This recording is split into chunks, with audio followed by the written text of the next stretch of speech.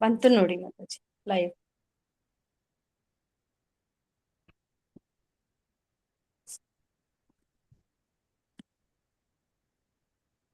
ನೀವು ಸ್ಟಾರ್ಟ್ ಮಾಡಿ, ನಾನು ಶೇರ್ ಮಾಡ್ತೇನೆ. ಹರೇ ಕೃಷ್ಣ. ಶ್ರೀ ಇಸ್ಕಾನ್ ಮಂಗಳೂರು ಶ್ರೀ ಶ್ರೀ ರಾಧಾ ಗೋವಿಂದ ದೇವಸ್ಥಾನದ ವತಿಯಿಂದ ನಡೆಸುತ್ತಿರುವ ಶ್ರೀ ಭಾಗವತಂ ಓದುವ ತರಗತಿಗೆ ಸ್ವಾಗತವನ್ನು ಕೋರುತ್ತಾ ಶ್ರೀ ರಾಧಾ ಗೋವಿಂದರಿಗೆ ನಮಿಸುತ್ತಾ ನಾಮನಿಷ್ಠಾದ ಗುರುಗಳಿಗೆ ವಂದಿಸುತ್ತಾ ನನ್ನ ಶಿಕ್ಷಾ ಗುರುಗಳಾದ ಸಚ್ಚಿದಾನಂದ ಗುರುಗಳಿಗೆ ವಂದಿಸುತ್ತಾ ಎಸಿ ಭಕ್ತಿ ವೇದಾಂತ ಶ್ರೀಲ ಪ್ರಭುಪಾದಿರಿಗೆ ನಮಿಸುತ್ತಾ ಇವತ್ತಿನ ತರಗತಿಯನ್ನು ಗುರು ಪ್ರಾರ್ಥನೆಯೊಂದಿಗೆ ಪ್ರಾರಂಭಿಸುತ್ತಿದ್ದೇನೆ. ಓಂ ಅಜ್ಞಾನತಿಮಿರಾಂಧಸ್ಯ ಜ್ಞಾನಾಂಜನಶಲಾಕಯಾ ಚಕ್ಷುರುನ್ಮೀಲಿತಂ ಯೇನ ತಸ್ಮೈ ಶ್ರೀ ಗುರವೇ ನಮಃ. ಶ್ರೀ ಚೈತನ್ಯ ಮನೋಭೀಷ್ಟಂ ಸ್ಥಾಪಿತಂ ಯೇನ ಭೂತಲೆ ಸ್ವಯಂ ರೂಪ ಕದಾ ಮಹ್ಯಂ ದದಾತಿ ಸ್ವಪದಾಂತಿಕಂ. ಶ್ರೀ ಗುರೋ ಶ್ರೀಯುತಪದಕಮಲಂ ಶ್ರೀ ಗುರುನ್ ವೈಷ್ಣವಾಂಶ್ಚ ಶ್ರೀ ರೂಪಂ ಸಾಗ್ರಜಾತಂ ಸಗುಣ ರಘುನಾಥಾನ್ವಿತಂ ತಂ ಸಜೀವಂ ಸಾದ್ವೈತಂ ಸಾವಧೂತಂ ಪರಿಜನ ಸಹಿತಂ ಕೃಷ್ಣ ಚೈತನ್ಯ ದೇವಂ ಶ್ರೀ ರಾಧಾ ಕೃಷ್ಣ ಪಾದಾನ್ ಸಹಗಣ ಲಲಿತಾ ಶ್ರೀ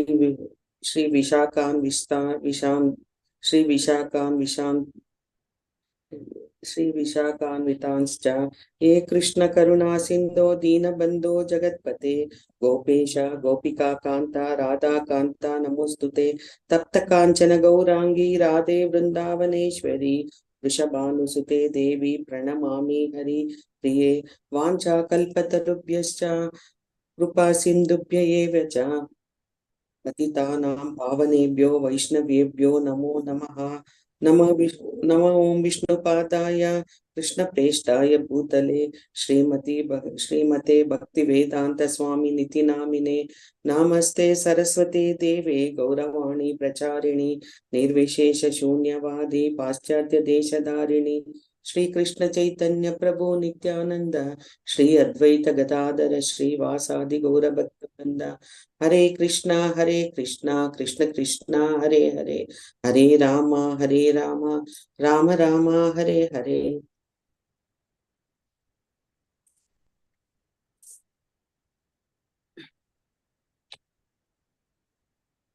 ಓಂ ನಮೋ ಭಗವತೆ ವಾಸುದೇವಾಯ. ಓಂ ನಮೋ ಭಗವತೆ ವಾಸುದೇವಾಯ. ಓಂ ನಮೋ ಭಗವತೆ ವಾಸುದೇವಾಯ.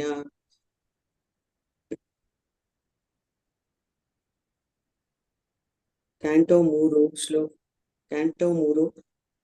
ಶ್ರೀಮದ್ ಭಾಗವತಂ ಕ್ಯಾಂಟೋ 3 ಪ್ರಸ್ತಾವನೆ. ಈ ಭಾಗವತ ಪುರಾಣವು ಸೂರ್ಯನಷ್ಟೇ ಉಜ್ವಲವಾದದ್ದು. ಶ್ರೀಕೃಷ್ಣನು ಧರ್ಮಜ್ಞಾನ ಮೊದಲಾದವುಗಳ ಸಹಿತ ತನ್ನ ಧಾಮಕ್ಕೆ ಹಿಂತಿರುಗಿದ ಒಡನೆ ಇದರ ಪ್ರಾದುರ್ಭಾವವಾಯಿತು. ಕಲಿಯುಗದಲ್ಲಿ ಅಜ್ಞಾನದ ಗಾಢಾಂಧಕಾರದಿಂದಾಗಿ. ಹರೇ ಕೃಷ್ಣ ಮಾತಾಜಿ. ಹರೇ ಕೃಷ್ಣ ಮಾತಾಜಿ. ವಿಡಿಯೋ ಕಾಣಿಸ್ತಾ ಇಲ್ವಲ್ಲ ಮಾತಾಜಿ? ಇದು ಶೇರಿಂಗ್ ಕಾಣಿಸ್ತಿಲ್ವಾ? ಇಲ್ಲ, ವಿಡಿಯೋ ನಂದು ಫೇಸ್ ಕಾಣಿಸ್ತಾ. ಒಂದ್ ನಿಮಿಷ ಇರಿ ಮಾತಾಜಿ. ಇಲ್ಲ, ಅದು ಆಟೋಮೆಟಿಕ್ ಬರುತ್ತೆ ಮಾತಾಜಿ. ಓಕೆ. ಪ್ರಸ್ತಾವನೆ. ಈ ಭಾಗವತ ಪುರಾಣವು ಸೂರ್ಯನಷ್ಟೇ ಉಜ್ವಲವಾದದ್ದು. ಶ್ರೀಕೃಷ್ಣನು ಧರ್ಮಜ್ಞಾನ ಮೊದಲಾದವುಗಳ ಸಹಿತ ತನ್ನ ಧಾಮಕ್ಕೆ ಹಿಂತಿರುಗಿದ ಒಡನೆ ಇದರ ಪ್ರಾದುರ್ಭಾವವಾಯಿತು. ಕಲಿಯುಗದಲ್ಲಿ ಅಜ್ಞಾನದ ಗಾಢಾಂಧಕಾರದಿಂದಾಗಿ ತಮ್ಮ ದರ್ಶನ ಶಕ್ತಿಯನ್ನು ಕಳೆದುಕೊಂಡ ಜನರು ಈ ಪುರಾಣದಿಂದ ಬೆಳಕನ್ನು ಪಡೆಯುತ್ತಾರೆ. ಶ್ರೀಮದ್ ಭಾಗವತ 1.3.43. ಮಾನವ ಜ್ಞಾನದ ಎಲ್ಲ ಕ್ಷೇತ್ರಗಳನ್ನು ಸ್ಪರ್ಶಿಸುವ ಪ್ರಾಚೀನ ಸಂಸ್ಕೃತ ವಾಂಗ್ಮಯವೆಂದರೆ ವೇದಗಳು.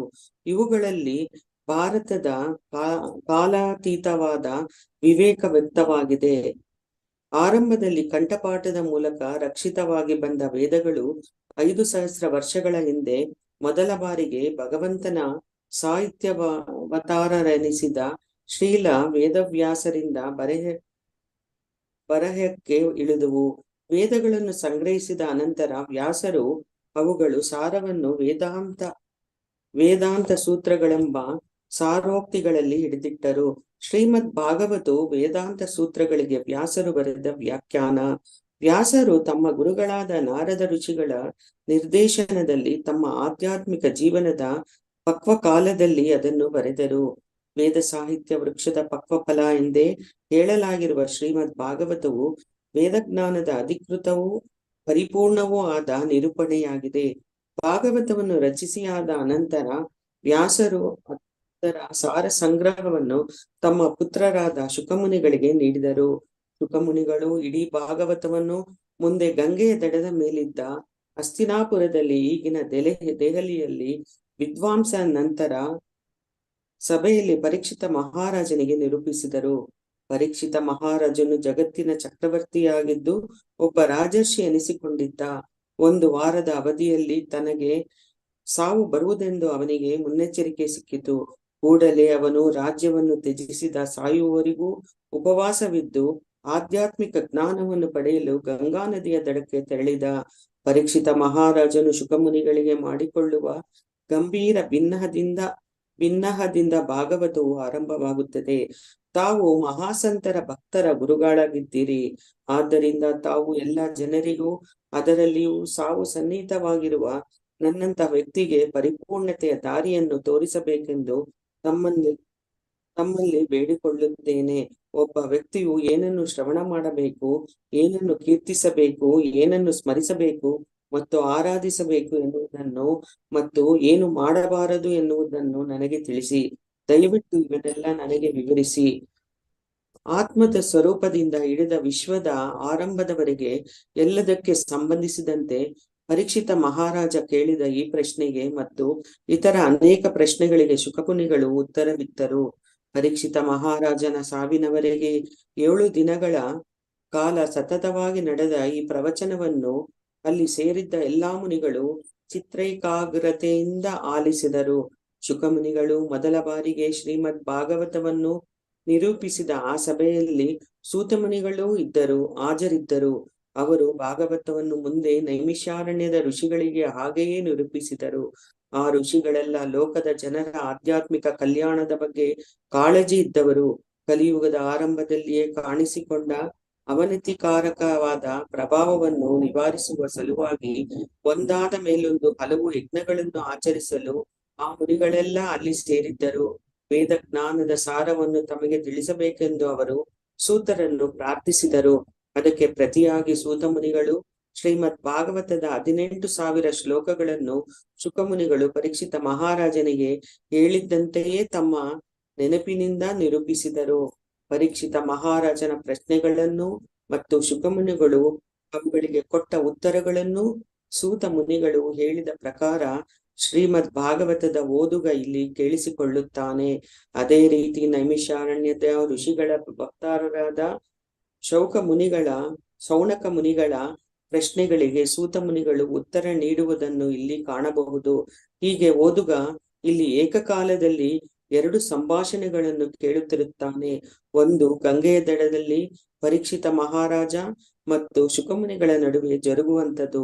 ಇನ್ನೊಂದು ನೈಮಿಷಾರಣ್ಯದ ಋಷಿಗಳ ಮುಖ್ಯಸ್ಥರಾದ ಶೌನಕ ಮುನಿಗಳ ಮತ್ತು ಸೂತ ಮುನಿಗಳ ನಡುವೆ ನಡೆಯುವಂಥದ್ದು. ಮತ್ತೊಂದು ವಿಷಯವೆಂದರೆ ಪರೀಕ್ಷಿತ ಮಹಾರಾಜನಿಗೆ ಉಪದೇಶ ನೀಡುತ್ತಾ ಶುಕಮುನಿಗಳು ಹಲವು ಚಾರಿತ್ರಿಕ ಪ್ರಸಂಗಗಳನ್ನು ನಿರೂಪಿಸುತ್ತಾರೆ. ಹಾಗೆಯೇ ನಾರದ ವಾಸುದೇವರಂತ ಮಹಾತ್ಮರ ನಡುವೆ ಜರುಗಿದ ದೀರ್ಘವಾದ ತಾತ್ವಿಕ ಚರ್ಚೆಗಳ ವರದಿಗಳನ್ನು ನೀಡುತ್ತಾರೆ. ಭಾಗವತದ ಈ ಚರಿತ್ರೆಯ ಅರಿವಿನಿಂದಾಗಿ ಬೇರೆ ಅನೇಕ ಮೂಲಗಳಿಂದ ಅಲ್ಲಿಗೆ ತಂದುಕೊಂಡ ಘಟನೆಗಳ ಸಂಭಾಷಣೆಗಳ ನೇಗೆಯನ್ನು ಓದುಗ ಸುಲಭವಾಗಿ ತಿಳಿದುಕೊಳ್ಳುತ್ತಾನೆ. ಭಾಗವತದ ಪಠ್ಯ ವಿಷಯದಲ್ಲಿ ಘಟನೆ ಸಂಗತಿಗಳ ಕಾಲಾನುಕ್ರಮಣಿಗಿಂತ ಅವುಗಳ ತಾತ್ವಿಕ ವಿವೇಕವೇ ಅತ್ಯಂತ ಮುಖ್ಯವಾದದ್ದು. ಆದ್ದರಿಂದ ಶ್ರೀಮದ್ ಭಾಗವತದ ಗಣ ಸಂದೇಶವನ್ನು ಪೂರ್ಣವಾಗಿ ತಿಳಿಯಲು ಓದುಗನು ಅದರ ವಸ್ತುವಿನ ಕಡೆಗೆ ಮಾತ್ರ ಗಮನ ಕೊಟ್ಟರೆ ಸಾಕು. ಈ ಆವೃತ್ತಿಯ ಅನುವಾದಕರು ಭಾಗವತವನ್ನು ಸಿಹಿ ಮಿಠಾಯಿಗೆ ಹೋಲಿಸಿದ್ದಾರೆ. ಮಿಠಾಯಿಯನ್ನು ಯಾವ ಕಡೆಯಿಂದ ಸವಿದರೂ ಅದು ಒಂದೇ ರೀತಿಯಲ್ಲಿ ಮಧುರವೂ ಆಸ್ವಾದಕರವೂ ಆಗಿರುತ್ತದೆ. ಆದ್ದರಿಂದ ಭಾಗವತದ ಮಾಧುರ್ಯವನ್ನು ಸವಿಯಲು ಅದರ ಯಾವುದೇ ಸಂಪುಟದಿಂದ ಓದನ್ನು ಆರಂಭಿಸಬಹುದು. ಹಾಗೆ ಪ್ರಾರಂಭದಲ್ಲಿ ಅದರ ರುಚಿ ನೋಡಿದ ಅನಂತರ ಗಂಭೀರ ಅಭಿರುಚಿಯ ಓದುಗನು ಮೊದಲ ಸ್ಕಂದಕ್ಕೆ ಹಿಂತಿರುಗಿ ಅಲ್ಲಿಂದ ಭಾಗವತವನ್ನು ಅದರ ಸಹಜ ಕ್ರಮದಲ್ಲಿ ಓದಬೇಕು. ಇದು ಭಾಗವತದ ಓದುಗನಿಗೆ ಬಹು ಉಪಯುಕ್ತವಾದ ಸಲಹೆ. ಭಾಗವತದ ಸಂಪೂರ್ಣ ಪಠ್ಯವನ್ನು ವಿಸ್ತಾರವಾದ ವ್ಯಾಖ್ಯಾನ ಸಹಿತವಾಗಿ ಇಂಗ್ಲಿಷಿಗೆ ಅನುವಾದಿಸಿರುವ ಮೊಟ್ಟ ಮೊದಲ ಆವೃತ್ತಿ ಇದು. ಇಂಗ್ಲಿಷ್ ಭಾಷೆಯನ್ನು ಮಾತನಾಡುವ ಜನಕ್ಕೆ ವಿಪುಲ ಪ್ರಮಾಣದಲ್ಲಿ ಲಭ್ಯವಾಗಿರುವ ಆವೃತ್ತಿಯೂ ಇದೆ ಎನ್ನಬಹುದು. ಮೊದಲ 12 ಸಂಪುಟಗಳು ಸ್ಕಂದ 1ರಿಂದ ಸ್ಕಂದ 10. ಮೊದಲನೇ ಭಾಗ. ಅಂತಾರಾಷ್ಟ್ರೀಯ ಕೃಷ್ಣ ಪ್ರಜ್ಞಾ ಸಂಸ್ಥೆಯ ಸ್ಥಾಪಕರು ಮತ್ತು ಭಾರತೀಯ ಧರ್ಮ ದರ್ಶನಗಳ ತಾತ್ವಿಕ ವಿವೇಚನೆಯಲ್ಲಿ ಅತ್ಯಂತ ಪ್ರಖ್ಯಾತ ಬೋಧಕರೂ ಆದ ಶ್ರೀಮದ್ ಎ.ಸಿ. ಭಕ್ತಿ ವೇದಾಂತ ಸ್ವಾಮಿ ಪ್ರಭುಪಾದರ ಭಕ್ತಿ ವಿದ್ವತ್ತುಗಳ ಫಲ. ಪ್ರಭುಪಾದರ ಗಾಢ ಸಂಸ್ಕೃತ ವಿದ್ವತ್ತು, ವೈದಿಕ ಸಂಸ್ಕೃತಿ ಚಿಂತನೆಗಳ ಆಪ್ತ ತಿಳುವಳಿಕೆ, ಹಾಗೆಯೇ ಆಧುನಿಕ ಜೀವನ ವಿಧಾನಗಳ ಅರಿವು ಇವೆಲ್ಲ ಹುರಿಗೂಡಿ ಪಾಶ್ಚಿಮಾತ್ಯ ಜಗತ್ತಿಗೆ ಭಾಗವತದಂತ ಮಹಾಕೃತಿಯ ಅದ್ಭುತ ವ್ಯಾಖ್ಯಾನ ಲಭ್ಯವಾಗಿದೆ. ಪ್ರಭುಪಾದರು 1977ರಲ್ಲಿ ಈ ಜಗತ್ತನ್ನು ಬಿಟ್ಟು ಹೋದರು. ಅನಂತರ ಶ್ರೀಮದ್ ಭಾಗವತವನ್ನು ಅನುವಾದಿಸಿ ವ್ಯಾಖ್ಯಾನಿಸುವ ಅವರ ಈ ಚಿರಸ್ಥಾಯಿಯಾದ ಕಾರ್ಯವನ್ನು ಅವರ ಶಿಷ್ಯರಾದ ಹೃದಯಾನಂದ ದಾಸ ಗೋಸ್ವಾಮಿ ಮತ್ತು ಗೋಪಿ ಪರಾಧನ ದಾಸರು ಮುಂದುವರಿಸಿದ್ದಾರೆ. ಹಲವು ಕಾರಣಗಳಿಂದಾಗಿ ಓದುಗರಿಗೆ ಇದೊಂದು ಮೌಲಿಕ ಗ್ರಂಥ ಎನಿಸುತ್ತದೆ. ಭಾರತೀಯ ನಾಗರಿಕತೆಯ ಮೂಲಗಳಲ್ಲಿ ಆಸಕ್ತಿ ಉಳ್ಳವರಿಗೆ ಇದು ನಾಗರಿಕತೆಯ ಪ್ರತಿಯೊಂದು ಅಂಶಕ್ಕೆ ಸಂಬಂಧಿಸಿದ ವಿವರ ಮಾಹಿತಿಗಳ ಆಕಾರವಾಗುತ್ತದೆ. ಪೌರಾಣಿಕ ತತ್ವಶಾಸ್ತ್ರ ಮತ್ತು ಮತಧರ್ಮಗಳನ್ನು ಅಧ್ಯಯನ ಮಾಡುವವರಿಗೆ ಭಾರತದ ಘನವಾದ ಆಧ್ಯಾತ್ಮಿಕ ಪರಂಪರೆಯ ಆಳವಾದ ನೋಟವನ್ನು ಇದು ಒದಗಿಸುತ್ತದೆ. ಸಮಾಜ ಶಾಸ್ತ್ರಜ್ಞರಿಗೆ ಮತ್ತು ಮಾನವ ಶಾಸ್ತ್ರಜ್ಞರಿಗೆ ಇದರ ಉಪಯೋಗ ಬೇರೆಯೇ ಇದೆ. ಉನ್ನತ ಬೆಳೆದ ಆಧ್ಯಾತ್ಮಿಕ ವಿಶ್ವ ದರ್ಶನವೊಂದರ ಬಲದ ಮೇಲೆ ತನ್ನ ಸಂಸ್ಥೆಗಳನ್ನು ಸಂಘಟಿಸಿದ್ದ ಶಾಂತಿಯುತವೂ ವೈಜ್ಞಾನಿಕವೂ ಆಗಿ ರೂಪುಗೊಂಡಿದ್ದ ವೈದಿಕ ಸಂಸ್ಕೃತಿಯ ಕಾರ್ಯವಿಧಾನಗಳನ್ನು ಇದು ಅವರಿಗೆ ತಿಳಿಸುತ್ತದೆ. ಸಾಹಿತ್ಯದ ವಿದ್ಯಾರ್ಥಿಗಳಿಗೆ ಭಾಗವತವು ಉನ್ನತ ಕಾವ್ಯ ಸತ್ವವುಳ್ಳ ಆಚಾರ್ಯ ಕೃತಿಯಾಗಿ ಕಾಣುತ್ತದೆ. ಮನಃಶಾಸ್ತ್ರದ ವಿದ್ಯಾರ್ಥಿಗಳಿಗೆ ಇದು ಪ್ರಜ್ಞೆಯ ಸ್ವರೂಪ, ಮಾನವ ನಡವಳಿಕೆ ಮತ್ತು ಸ್ವರೂಪದ ಅರಿವಿನ ತಾತ್ವಿಕ ಅಧ್ಯಯನವನ್ನು ಕುರಿತು ಮುಖ್ಯ ನೋಟಗಳನ್ನು ನೀಡುತ್ತದೆ. ಕಡೆಯದಾಗಿ ದಾರ್ಶನಿಕವಾದ ಒಳನೋಟಗಳನ್ನು ಅರಸುವವರಿಗೆ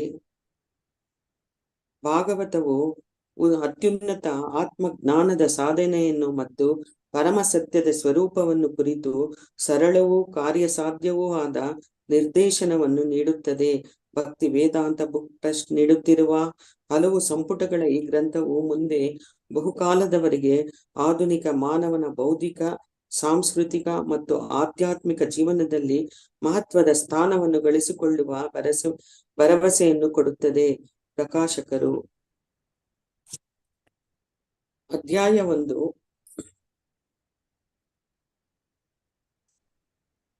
ವಿದುರನ ಪ್ರಶ್ನೆಗಳು. ಶ್ರೀ ಶುಕ ಉವಾಚ ಏವಂ ಏತತ್ ಪುರಾ ಪುಷ್ಟಃ ಮೈತ್ರೇಯ ಭಗವಾನ್ ಕಿಲ ಕ್ಷತ್ರಾವನಂ ಪ್ರವಿಷ್ಟೇನ ತ್ಯಕ್ತ್ವಾ ಸ್ವಗೃಹಂ ವೃತ್ತಿಮತ್. ಶ್ರೀ ಶುಕ ಉವಾಚ. ಶ್ರೀ ಶುಕಮುನಿಗಳು ಹೇಳಿದರು, ಏವಂ ಹೀಗೆ, ಏತತ್ ಈ ವಿಷಯವನ್ನು, ಪುರಾ ಹಿಂದೆ, ಪುಷ್ಟಃ ಕೇಳಲ್ಪಟ್ಟ, ಮೈತ್ರೇಯ ಶ್ರೇಷ್ಠ ಋಷಿಯಾದ ಮೈತ್ರೇಯನು, ಭಗವಾನ್ ಪೂಜ್ಯನಾದ, ಕಿಲ ನಿಶ್ಚಯವಾಗಿ, ಕ್ಷತ್ರ ವಿದುರನಿಂದ, ವನಂ ಕಾಡನ್ನು, ಪ್ರವಿಷ್ಟೇನ ಪ್ರವೇಶಿಸಿದ, ತ್ಯಕ್ತ್ವಾ ಬಿಟ್ಟು, ಸ್ವಗೃಹಂ ನನ್ನ ಮನೆಯನ್ನು, ವೃದ್ಧಿಮತ್ ಸಂಪದ್ಭರಿತವಾದ. ಅನುವಾದ. ಶುಕಮುನಿಗಳು ಹೇಳಿದರು, ತನ್ನ ಸಮೃದ್ಧವಾದ ಮನೆಯನ್ನು ತ್ಯಜಿಸಿ ಅರಣ್ಯವನ್ನು ಪ್ರವೇಶಿಸಿದ ಮಹಾನ್ ಭಕ್ತನಾದ ವಿದುರರಾಜನು ಕೃಪಾಳುವಾದ ಶ್ರೀ ಮೈತ್ರೇಯ ಋಷಿಗಳಿಗೆ ಹೀಗೆ ಪ್ರಶ್ನೆ ಕೇಳಿದನು. ಶ್ಲೋಕ 2. ಯತ್ವಾ ಅಯಂ ಮಂತ್ರಕೃತ್ ವಹ ಭಗವಾನ್ ಅಖಿಲ ಈಶ್ವರಃ ಪೌರವೇಂದ್ರ ಗೃಹಂ ಹಿತ್ವಾ ಪ್ರವಿವೇಶ ಆತ್ಮಸತ್ ಕೃತಂ. ಯತ್ ಯಾವ ಮನೆಯನ್ನು, ವಾ ಅದರ ಬಗ್ಗೆ ಕೇಳುವುದೇನಿದೆ, ಅಯಂ ಈ ಮಂತ್ರ ಕೃತ್ ಸಚಿವನಾದ ವಹ ನಿಮ್ ಭಗವಾನ್ ದೇವೋತ್ತಮ ಪುರುಷನು ಅಖಿಲ ಈಶ್ವರ ಸರ್ವೇಶ್ವರನಾದ ಶ್ರೀಕೃಷ್ಣನು ಕೌರವೇಂದ್ರ ದುರ್ಯೋಧನನ ಗೃಹ ಮನೆಯನ್ನು ಹಿತ್ವ ಬಿಟ್ಟು ಪ್ರವೇಶಿಸಿದನೋ ಆತ್ಮಸಾತ್ ನಿಶ್ಚಿತವಾಗಿ ತನ್ನದೆಂದು ಕೃತಂ ಒಪ್ಪಿಕೊಂಡ. ಅನುವಾದ: ಪಾಂಡವರ ನಿವಾಸದ ಬಗ್ಗೆ ಬೇರೆ ಹೇಳುವುದೇನಿದೆ? ಪ್ರತಿಯೊಂದರ ಪ್ರಭುವಾದ ಶ್ರೀಕೃಷ್ಣನು ನಿಮ್ಮ ಮಂತ್ರಿಯಾಗಿ ವರ್ತಿಸಿದನು. ಅವನು ಆ ಮನೆಗೆ ತನ್ನ ಮನೆ ಎಂಬಂತೆ ಹೋಗುತ್ತಿದ್ದನು. ದುರ್ಯೋಧನನ ಮನೆಯ ಬಗ್ಗೆ ಅವನಿಗೆ ಯಾವುದೇ ಲಕ್ಷ್ಯ ಇರಲಿಲ್ಲ. ಭಾವಾರ್ಥ: ಗೌಡಿಯ ಅಚಿಂತ್ಯ ಭೇದ ತತ್ವಶಾಸ್ತ್ರದ ಪ್ರಕಾರ ಭಗವಂತ ಶ್ರೀಕೃಷ್ಣನ ಇಂದ್ರಿಯಗಳನ್ನು ತೃಪ್ತಿಪಡಿಸುವಂತಹುದು ಯಾವುದೇ ಇರಲಿ ಅದು ಶ್ರೀಕೃಷ್ಣನೇ. ಉದಾಹರಣೆಗೆ ಹೇಳುವುದಾದರೆ, ಶ್ರೀ ವೃಂದಾವನ ಧಾಮವು ಶ್ರೀಕೃಷ್ಣನಿಗಿಂತ ಭಿನ್ನವಲ್ಲ. ತದ್ಧಾಮ ವೃಂದಾವನಂ. ಏಕೆಂದರೆ ವೃಂದಾವನದಲ್ಲಿ ಶ್ರೀಕೃಷ್ಣನು ತನ್ನ ಅಂತರಂಗ ಶಕ್ತಿಯ ದಿವ್ಯಾನಂದವನ್ನು ಅನುಭವಿಸುತ್ತಾನೆ. ಪಾಂಡವರ ಮನೆಯು ಶ್ರೀಕೃಷ್ಣನಿಗೆ ದಿವ್ಯಾನಂದದ ಮೂಲವಾಗಿತ್ತು. ಶ್ರೀಕೃಷ್ಣನು ಆ ಮನೆಯೊಂದಿಗೆ ಅವಿನಾಭಾವ ಹೊಂದಿದ್ದನು ಎಂದು ಇಲ್ಲಿ ಹೇಳಲಾಗಿದೆ. ಹೀಗೆ ಪಾಂಡವರ ಮನೆಯು ವೃಂದಾವನದಂತೆಯೇ ಇತ್ತು. ವಿದುರನು ದಿವ್ಯಾನಂದದ ಆ ಸ್ಥಳವನ್ನು ಬಿಟ್ಟು ಹೋಗುವುದಿರಲಿಲ್ಲ. ಅವನು ಮನೆ ಬಿಟ್ಟು ಹೋಗಲು ನಿರ್ದಿಷ್ಟವಾಗಿ ಕೌಟುಂಬಿಕ ವೈಮನಸ್ಯವೇ ಕಾರಣವಾಗಿರಲಿಲ್ಲ. ಮೈತ್ರೇಯ ಋಷಿಗಳನ್ನು ಸಂಧಿಸಿ ಪಾರಮಾರ್ಥಿಕ ಜ್ಞಾನವನ್ನು ಚರ್ಚಿಸಲು ಅವನು ಈ ಅವಕಾಶವನ್ನು ಬಳಸಿಕೊಂಡನು. ಈ ವಿದುರನಂತಹ ಸಾಧು ಪುರುಷನಿಗೆ ಲೌಕಿಕ ವಿದ್ಯಮಾನಗಳ ಯಾವುದೇ ಕ್ಷೋಭೆಯೂ ಕ್ಷುಲ್ಲಕವಾದದ್ದು. ಕೆಲವೊಮ್ಮೆ ಇಂತಹ ಕ್ಷೋಭೆಗಳು ಉನ್ನತ ಸಾಕ್ಷಾತ್ಕಾರಕ್ಕೆ ಅನುಕೂಲಕರ. ವಿದುರನು ಕೂಡ ಮೈತ್ರೇಯ ಋಷಿಗಳನ್ನು ಸಂಧಿಸುವ ಸಲುವಾಗಿ ಕೌಟುಂಬಿಕ ವೈಮನಸ್ಯದ ಪ್ರಯೋಜನ ಪಡೆದುಕೊಂಡನು. ಶ್ಲೋಕ 3. ರಾಜೋವಾಚ ಶ್ರುತ್ರಕ್ಷತ್ತು ಭಗವತಾ ಮೈತ್ರೇಯೇಣ ಆಸ ಸಂಗಮಃ ಕಥಾವಾಸಃ ಸಂವಾದ ಏತತ್ ವರ್ಣಯ ಪ್ರಭೋ. ರಾಜ ಉವಾಚ. ರಾಜನು ಹೇಳಿದನು, ಕ್ಷುತ್ರ ಎಲ್ಲಿ? ಶತ್ತುಹು ವಿದುರನ ಭಗವತ ಪೂಜ್ಯರಾದ ಮೈತ್ರೇಯೇಣ ಮೈತ್ರೇಯನೊಂದಿಗೆ ಆಸ ಆಯಿತೋ. ಸಂಗಮಃ ಭೇಟಿಯು. ಕಥಾ ಯಾವಾಗ. ವಾ ಅಲ್ಲದೆ. ಸಹ ಜೊತೆ. ಸಂವಾದ ವಿಮರ್ಶೆಯು. ಏತತ್ ಇದನ್ನು. ವರ್ಣಿಸು. ನಹ ನಮಗೆ. ಪ್ರಭೋ ಓ ನನ್ನ ಸ್ವಾಮಿಯೇ. ಅನುವಾದ: ಮಹಾರಾಜನು ಶುಕಮುನಿಗಳನ್ನು ಕೇಳಿದನು. ಸಾಧು ಪುರುಷನಾದ ವಿದುರನ ಹಾಗೂ ಕೃಪಾಳು ಮೈತ್ರೇಯ ಋಷಿಗಳ ನಡುವಣ ಭೇಟಿ ಮತ್ತು ಚರ್ಚೆಗಳು ಎಲ್ಲಿ ಮತ್ತು ಯಾವಾಗ ನಡೆದವು? ನನ್ನ ಪ್ರಭುವೇ, ದಯವಿಟ್ಟು ನಮಗೆ ಇದನ್ನು ವರ್ಣಿಸುವ ಕೃಪೆ ಮಾಡಬೇಕು. ಭಾವಾರ್ಥ: ಸೂತಮುನಿಗಳು ಶೌನಕ ಋಷಿಗಳ ಪ್ರಶ್ನೆಗಳಿಗೆ ಉತ್ತರ ಕೊಟ್ಟಂತೆಯೇ ಶ್ರೀ ಶುಕಮುನಿಗಳು ಪರೀಕ್ಷಿತ ಮಹಾರಾಜನ ಪ್ರಶ್ನೆಗಳಿಗೆ ಉತ್ತರ ಕೊಟ್ಟರು. ಇಬ್ಬರು ಮಹಾತ್ಮರ ನಡುವೆ ನಡೆದ ಅರ್ಥಪೂರ್ಣ ಚರ್ಚೆಯನ್ನು ಅರಿತುಕೊಳ್ಳಲು ರಾಜನು ಕಾತರನಾಗಿದ್ದನು. ಶ್ಲೋಕ 4. ನಹಿ ಅಲ್ಪ ಅರ್ಥಃ ಉದಯತ್ತಸ್ಯ ವಿದುರಸ್ಯ ಅಮಲ ಆತ್ಮನಃ ತಸ್ಮಿನ್ ವರೀಯಸೆ ಪ್ರಶ್ನಃ ಸಾಧುವಾದ ಉಪಬೃಂಹಿತಃ. ನ ಅಲ್ಲವೇ ಅಲ್ಲ. ಹಿ ನಿಶ್ಚಯವಾಗಿಯೂ. ಅಲ್ಪ ಅರ್ಥಃ ಸಾಮಾನ್ಯವಾದ ಉದ್ದೇಶವನ್ನು. ಉದಯ ಹುಟ್ಟಿಸುವಂತಹುದು. ತಸ್ಯ ಆ ವಿದುರಸ್ಯ ವಿದುರನ. ಅಮಲತ್ ಆತ್ಮನಃ ಸಾಧು ಪುರುಷನಾದ. ತಸ್ಮಿನ್ ಅದರಲ್ಲಿ. ವರೀಯಸೆ ಶ್ರೇಷ್ಠ ಉದ್ದೇಶವುಳ್ಳ. ಪ್ರಶ್ನಃ ಪ್ರಶ್ನೆಯು. ಸಾಧುವಾದ ಸಂತ ಹಾಗೂ ಋಷಿಗಳಿಂದ ಅಂಗೀಕೃತವಾದ ವಿಷಯಗಳಿಂದ ಉಪಬೃಂಹಿತಃ ಕೂಡಿರುವಂತಹ. ಅನುವಾದ: ವಿದುರನು ಭಗವಂತನ ಮಹಾನ್ ಪರಿಶುದ್ಧ ಭಕ್ತನಾಗಿದ್ದನು. ಆದ್ದರಿಂದಲೇ ಕೃಪಾಳು ಮೈತ್ರೇಯ ಋಷಿಗಳಿಗೆ ಅವನು ಕೇಳಿದ ಪ್ರಶ್ನೆಗಳು ಘನ ಉದ್ದೇಶಗಳಿಂದ ಕೂಡಿದ್ದು ವಿದ್ವಾಂಸರಿಂದ ಅನುಮೋದಿತವಾಗಿದ್ದಿರಬೇಕು. ಭಾವಾರ್ಥ: ವಿವಿಧ ವರ್ಗಗಳ ಜನರ ನಡುವೆ ನಡೆಯುವ ಪ್ರಶ್ನೋತ್ತರಗಳಿಗೆ ವಿವಿಧ ಮೌಲ್ಯವಿರುತ್ತದೆ. ವಾಣಿಜ್ಯ ವರ್ಗದ ಜನರ ನಡುವೆ ವ್ಯಾಪಾರ ವಿನಿಮಯದಲ್ಲಿ ನಡೆಯುವ ನಡೆಯುವ ಪ್ರಶ್ನೋತ್ತರಗಳು ಆಧ್ಯಾತ್ಮಿಕ ಮೌಲ್ಯಗಳ ಘನ ಉದ್ದೇಶಗಳಿಂದ ಕೂಡಿರುತ್ತವೆಂದು ನಿರೀಕ್ಷಿಸಲಾಗದು. ವಿವಿಧ ವರ್ಗಗಳ ಜನರ ನಡುವೆ ನಡೆಯುವ ಪ್ರಶ್ನೋತ್ತರಗಳನ್ನು ಸಂಬಂಧಪಟ್ಟ ವ್ಯಕ್ತಿಗಳ ಯೋಗ್ಯತಾನುಸಾರ ಊಹಿಸಬಹುದು. ಭಗವದ್ಗೀತೆಯಲ್ಲಿ ಭಗವಾನ್ ಶ್ರೀಕೃಷ್ಣ ಮತ್ತು ಅರ್ಜುನರ ನಡುವೆ ಎಂದರೆ ದೇವೋತ್ತಮ ಪರಮಪುರುಷ ಹಾಗೂ ಪರಮ ಭಕ್ತನ ನಡುವೆ ಸಂವಾದ ನಡೆಯಿತು. ಭಗವಾನ್ ಶ್ರೀಕೃಷ್ಣನು ಅರ್ಜುನನನ್ನು ತನ್ನ ಭಕ್ತ ಮತ್ತು ಸಖ ಭಗವದ್ಗೀತೆ 4.3 ಎಂದು ಒಪ್ಪಿಕೊಂಡನು. ಆದ್ದರಿಂದ ಸಂವಾದವು ಭಕ್ತಿಯೋಗ ತತ್ವ ವಿಷಯ ಕುರಿತಂತೆ ನಡೆದಿರಬಹುದೆಂದು ವಿವೇಕಿಗಳ ಯಾರಾದರೂ ಊಹಿಸಬಹುದು. ವಾಸ್ತವವಾಗಿ ಇಡೀ ಭಗವದ್ಗೀತೆಯು ಭಕ್ತಿಯೋಗ ತತ್ವದ ತಳಹದಿಯನ್ನು ಆಧರಿಸಿದೆ. ಕರ್ಮ ಮತ್ತು ಕರ್ಮಯೋಗಗಳ ನಡುವೆ ವ್ಯತ್ಯಾಸವಿದೆ. ಕರ್ಮವು ಕರ್ತಾರನಿಂದ ಫಲಾನುಭವಕ್ಕಾಗಿ ಮಾಡುವ ನಿಯಂತ್ರಿತ ಕಾರ್ಯವಾಗಿದೆ. ಆದರೆ ಕರ್ಮಯೋಗವು ಭಕ್ತನು ಭಗವಂತನನ್ನು ತೃಪ್ತಿಪಡಿಸಲು ಮಾಡಿದ ಕಾರ್ಯವಾಗಿದೆ. ಕರ್ಮಯೋಗವು ಭಕ್ತಿಯನ್ನು ಅಥವಾ ಭಗವಂತನನ್ನು ಸಂತುಷ್ಟಗೊಳಿಸುವುದನ್ನು ಆಧರಿಸಿದೆ. ಕರ್ಮವು ಸ್ವಯಂ ಕರ್ತಾರನ ಇಂದ್ರಿಯಗಳ ತೃಪ್ತಿಯನ್ನು ಆಧರಿಸಿದೆ. ಆಧ್ಯಾತ್ಮಿಕ ಅರಿವಿನ ಉನ್ನತ ನೆಲೆಯಿಂದ ಪ್ರಶ್ನಿಸಲು ಇಚ್ಛಿಸುವವರು ನಿಜವಾದ ಗುರುವನ್ನು ಸಂಪರ್ಕಿಸುವಂತೆ ಶ್ರೀಮದ್ ಭಾಗವತದಲ್ಲಿ ಸಲಹೆ ಮಾಡಲಾಗಿದೆ. ಆಧ್ಯಾತ್ಮಿಕ ಮೌಲ್ಯಗಳಲ್ಲಿ ಆಸಕ್ತಿ ಇಲ್ಲದ ಹುಲು ಮಾನವರು ಕೇವಲ ಶೋಕಿಗಾಗಿ ಗುರುಗಳನ್ನು ಸಂಪರ್ಕಿಸಬೇಕಾದ ಅಗತ್ಯವಿಲ್ಲ. ಒಬ್ಬ ಆಧ್ಯಾತ್ಮಿಕ ವಿದ್ಯಾರ್ಥಿಯಾಗಿ ಪರೀಕ್ಷಿತ ಮಹಾರಾಜನಿಗೆ ಭಗವದ್ ವಿಜ್ಞಾನವನ್ನು ಕಲಿಯುವ ತೀವ್ರ ಅಪೇಕ್ಷೆ ಇತ್ತು. ಹಾಗೆಯೇ ಶುಕಮುನಿಗಳು ಪಾರಮಾರ್ಥಿಕ ವಿಜ್ಞಾನದಲ್ಲಿ ನಿಜವಾದ ಗುರುಗಳಾಗಿದ್ದರು. ವಿದುರ ಮತ್ತು ಮೈತ್ರೇಯ ಋಷಿಗಳು ಚರ್ಚಿಸಿದ ವಿಷಯಗಳು ಗಂಭೀರವಾದವು ಎನ್ನುವುದು ಈ ಇಬ್ಬರಿಗೂ ತಿಳಿದಿತ್ತು. ಆದುದರಿಂದ ನಿಜವಾದ ಗುರುವಿನಿಂದ ಕಲಿಯಲು ಪರೀಕ್ಷಿತ ಮಹಾರಾಜನು ಆಸಕ್ತನಾಗಿದ್ದನು. ಶ್ಲೋಕ 5. ಸೂತ ಉವಾಚ ಸ ಏವಂ ಋಷಿವರ್ಯಃ ಅಯಂ ಪೃಷ್ಟಃ ರಾಜ್ಞಾ ಪರೀಕ್ಷಿತ ಪ್ರತಿಯಾಹ ತಂ ಸುಬಹುವಿತ್ ಪ್ರೀತಾ ಆತ್ಮ ಶ್ರೂಯತಾಂ ಇತಿ. ಸೂತ ಉವಾಚ, ಶ್ರೀ ಸೂತ ಮುನಿಗಳು ಹೇಳಿದರು, ಸಹ ಏವಂ ಹೀಗೆ ಋಷಿವರ್ಯಃ ಶ್ರೇಷ್ಠ ಋಷಿಯಾದ ಅಯಂ ಶುಕಮುನಿಯು ಪೃಷ್ಟಃ ಪ್ರಶ್ನೆ ಮಾಡಲ್ಪಟ್ಟ ರಾಜ್ಞ ದೊರೆಯಾದ ಪರೀಕ್ಷಿತ ಮಹಾರಾಜ ಪರೀಕ್ಷಿತನಿಂದ ಪ್ರತಿಯಾಹ ಉತ್ತರಿಸಿದನು. ತಂ ಪರಿಪೂರ್ಣ ತೃಪ್ತನಾದ ಶ್ರೂಯತಾಂ ದಯಮಾಡಿ ನನ್ನ ಮಾತು ಕೇಳು ಇತಿ ಎಂಬುದಾಗಿ. ಅನುವಾದ.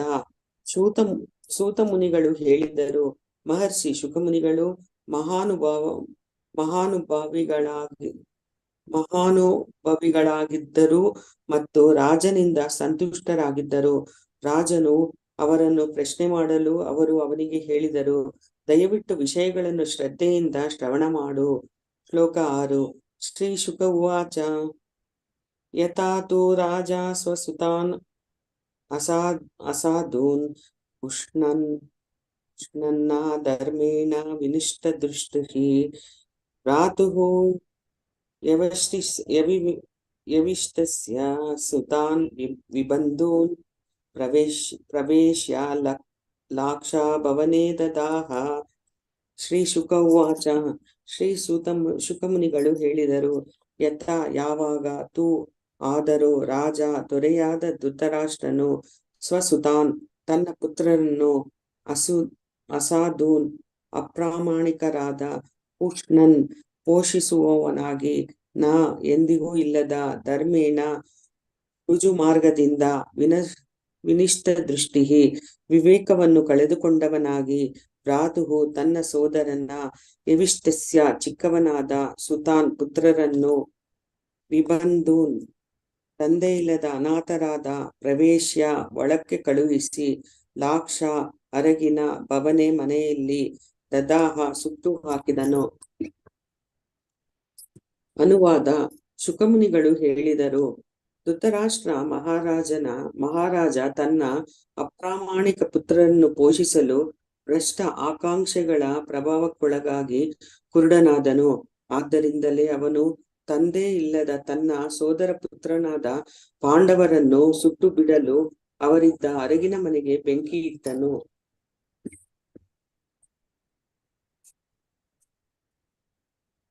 ಭಾವಾರ್ಥ.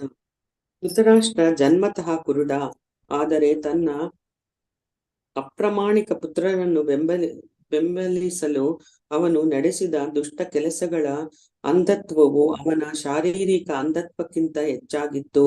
ದೈಹಿಕವಾದ ದೃಷ್ಟಿಹೀನತೆಯ ಆಧ್ಯಾತ್ಮಿಕ ಪ್ರಗತಿಗೆ ತಡೆಯಾಗುವುದಿಲ್ಲ. ಆದರೆ ಯಾರಾದರೂ ಆಧ್ಯಾತ್ಮಿಕವಾಗಿ ಅಂಧರಾಗಿದ್ದಲ್ಲಿ ಅವರು ದೈಹಿಕವಾಗಿ ಸಮರ್ಥರಾಗಿದ್ದರೂ ಆ ಆಧ್ಯಾತ್ಮಿಕ ಅಂಧತ್ವ ಮಾನವ ಜೀವನ ಮಾರ್ಗದಲ್ಲಿ ಪ್ರಗತಿಗೆ ಅತ್ಯಂತ ಅಪಾಯಕಾರಿ. ಶ್ಲೋಕ 7. ಯದಾ ಸಭಾಯಾಂ ಕುರು ದೇವ್ಯಾಃ ಕೇಶಾಭಿಮರ್ಶಂ ಸ್ತುತಕರ್ಮ ಗರ್ಹ್ಯಂ ನ ವಾರಯಾಂ ಆಸ ನೃಪಸ್ನುಷಾಯಾಃ ಸ್ವಸ್ರೈಃ ಹರಂತ್ಯಾಃ ಕುಚಕುಂಕುಮಾನೈ.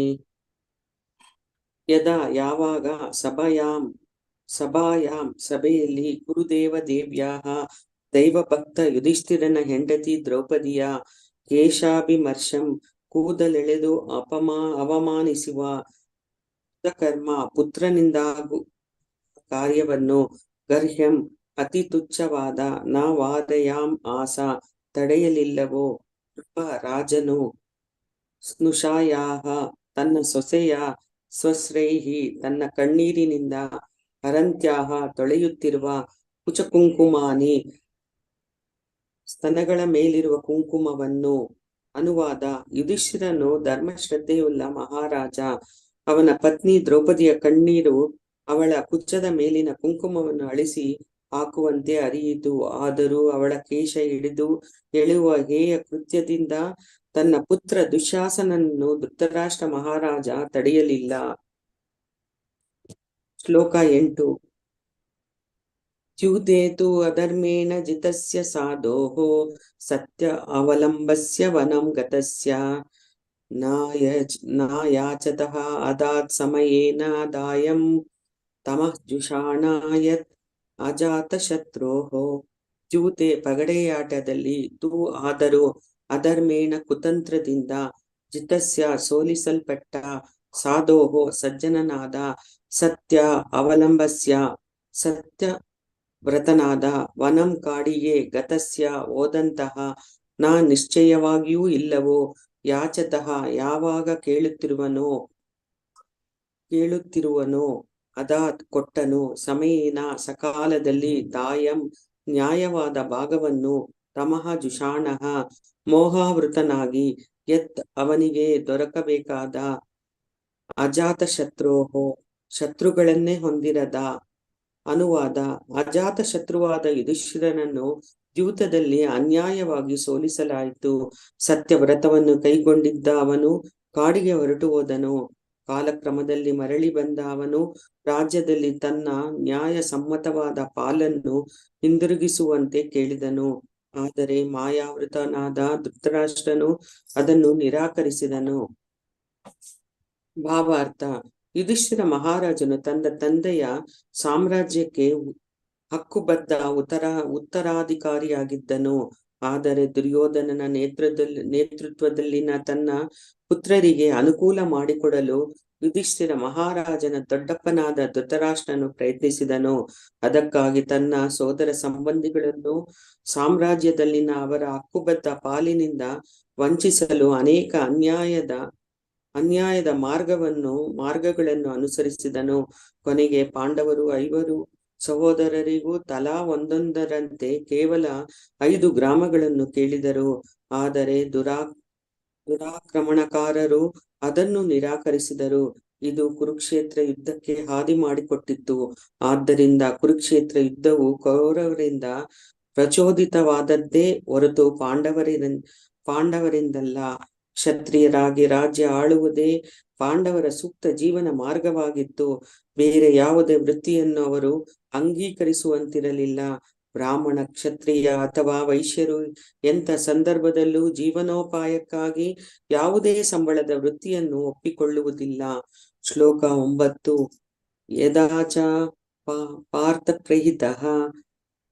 ಯದಾಚ ಪಾರ್ಥಪ್ರಹಿತ ಸಭಾಯಾಂ ಜಗದ್ಗುರು ಯಾನಿ ಜಗಾದ ಕೃಷ್ಣಃ ನ ತಾನಿ ಪುಂಸಾಂ ಅಮೃತ ಆಯಾನಾನಿ ರಾಜ ಉರು ಮೇನೆ ಕ್ಷತ ಪುಣ್ಯಲೇಶಃ.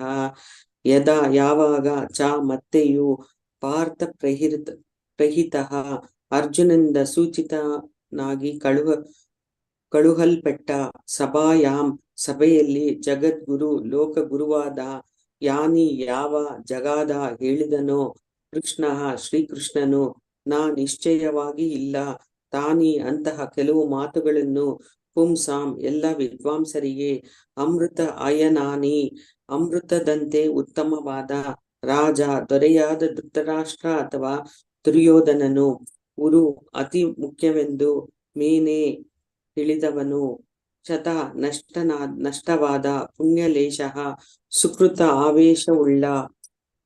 ಅನುವಾದ: ಅರ್ಜುನನು ಭಗವಾನ್ ಶ್ರೀಕೃಷ್ಣನನ್ನು ಇಡೀ ವಿಶ್ವದ ಗುರುವಾಗಿ ಸಭೆಗೆ ಕಳುಹಿಸಿದನು.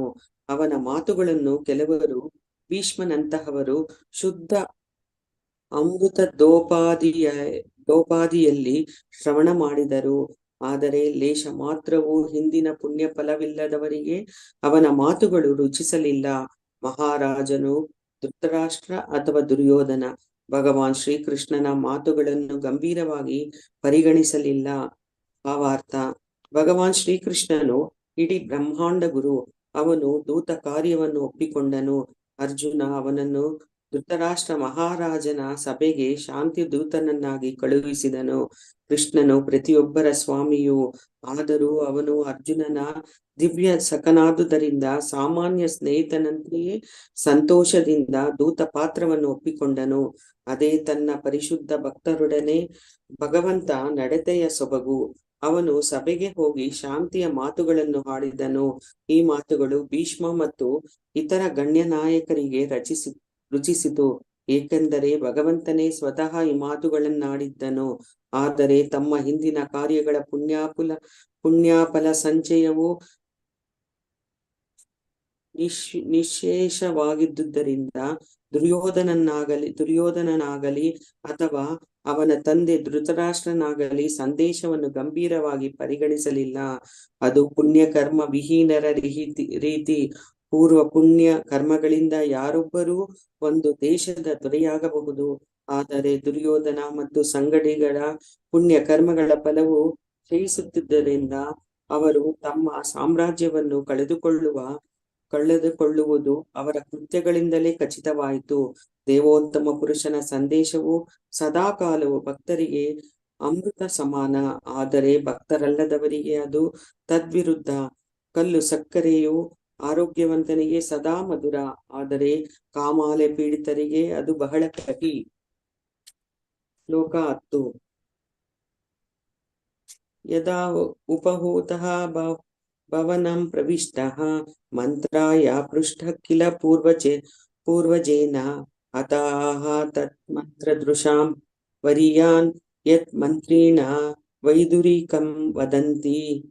ಯದಾ ಯಾವಾಗ ಅಪಹೂತ ಕರೆಯಿಸಲ್ಪಟ್ಟವನಾಗಿ ಭವನಂ ಅರಮನೆಯನ್ನು ಪ್ರವಿಷ್ಟಃ ಒಕ್ಕವನಾಗಿ ಮಂತ್ರಾಯ ಆಲೋಚನೆಗಾಗಿ ಪೃಷ್ಟಃ ಕೇಳಲ್ಪಟ್ಟವನಾಗಿ ಕಿಲ ಖಂಡಿತವಾಗಿಯೂ ಪೂರ್ವಜೇನ ದೊಡ್ಡಣ್ಣನಿಂದ ಅತ ಹೀಗೆ ಆಹಾ ಹೇಳಿದನು ತತ್ ಅದನ್ನು ಮಂತ್ರ ಉಪದೇಶಕ್ಕೆ ದೃಶಾಂ ಯೋಗ್ಯವಾದುವುಗಳಲ್ಲಿ ವರಿಯಾನ್ ಶ್ರೇಷ್ಠವಾದ ಯತ್ ಯಾವುದನ್ನು ಮಂತ್ರಿಣಃ ರಾಜ್ಯದ ಮಂತ್ರಿಗಳು ಅಥವಾ ರಾಜನೀತಿ ನಿಪುಣರು ವೈದುರಿಕಂ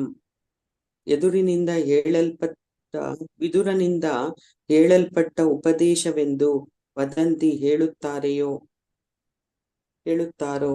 ಅನುವಾದ: ವಿದುರನು ಮಂತ್ರಾಲೋಚನೆಗಾಗಿ ತನ್ನ ಹಿರಿಯಣ್ಣ ಧೃತರಾಷ್ಟ್ರನಿಂದ ಆಮಂತ್ರಿತನಾದಾಗ ಅವನ ರಾಜಗೃಹಕ್ಕೆ ಹೋಗಿ ಅತ್ಯಂತ ಯೋಗ್ಯ ಸಲಹೆ ನೀಡಿದನು. ಅವನ ಸಲಹೆ ಸರ್ವರಿಗೂ ತಿಳಿದದ್ದು. ರಾಜ್ಯದ ತಜ್ಞ ಸಚಿವರು ವಿದುರನ ಸಲಹೆಗಳನ್ನು ಅನುಮೋದಿಸಿದರು. ಭಾವಾರ್ಥ: ವಿದುರನ ರಾಜಕೀಯ ಸಲಹೆಗಳು ತಜ್ಞ ಸಲಹೆಗಳೆಂದೇ ತಿಳಿಯಲ್ಪಟ್ಟಿವೆ. ಆಧುನಿಕ ಕಾಲದಲ್ಲಿ ಪಂಡಿತ ಚಾಣಕ್ಯನನ್ನು ಹೇಗೆ ರಾಜಕೀಯ ಮತ್ತು ನೈತಿಕ ವಿಷಯಗಳಲ್ಲಿ ಅಧಿಕೃತ ಸಲಹೆಗಾರನೆಂದು ಪರಿಗಣಿಸಲಾಗುತ್ತೋ ಹಾಗೆಯೇ ವಿದುರನನ್ನು ಅಂದಿನ ರಾಜಕೀಯ ಸಲಹೆಗಾರನನ್ನಾಗಿ ಭಾವಿಸಲಾಗಿತ್ತು. ಶ್ಲೋಕ 11. ಅಜಾತಶತ್ರು ಪ್ರತಿಯಚ್ಚ ದಾಯಂ ತಿತಿಕ್ಷತಃ ದುರ್ವಿಷಹಂ ತವಾಗಃ ಸಹಾನುಜೋ ಯತ್ರ ವೈಕೋ ವೃಕೋದರಾ ಹಿ ಶ್ವಸನ್ ವೃಷಾ ಯತ್ವಮಲಂ ಬಿಬೇಶಿ. ಅಜಾತ ಶತ್ರೋಹೋ, ಶತ್ರುಗಳನ್ನೇ ಹೊಂದಿರದ ಯುಧಿಷ್ಠಿರನ ಪ್ರತಿಯಚ್ಚ ಹಿಂದಿರುಗಿಸು, ದಾಯಂ ನ್ಯಾಯವಾದ ಭಾಗವನ್ನು, ತಿತಿಕ್ಷತಃ ಸಹಿಸುತ್ತಿರುವಾಗ, ದುರ್ವಿಷಹಂ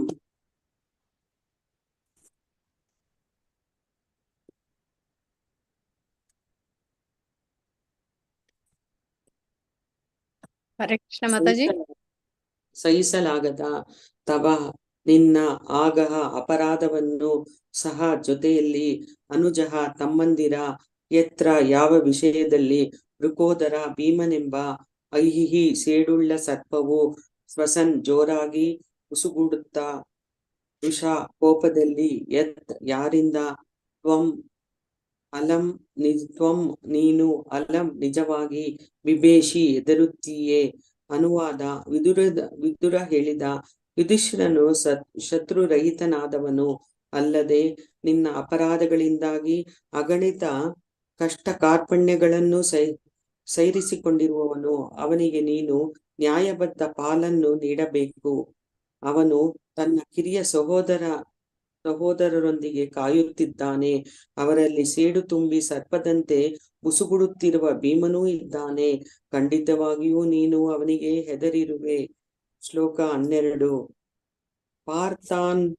ಪಾರ್ಥಾಂತು ದೇವ ಭಗವಾನ್ ಕುಂದಃ ಗೃಹೀತವಾನ್ ಸ ಕ್ಷಿತಿದೇವದೇವಃ ಆಸ್ತೆ ಸ್ವಪುರ್ಯಂ ಯದ ದೇವದೇವಃ ವಿನಿರ್ಜಿತಃ ಅಶೇಷ ನೃದೇವದೇವಃ.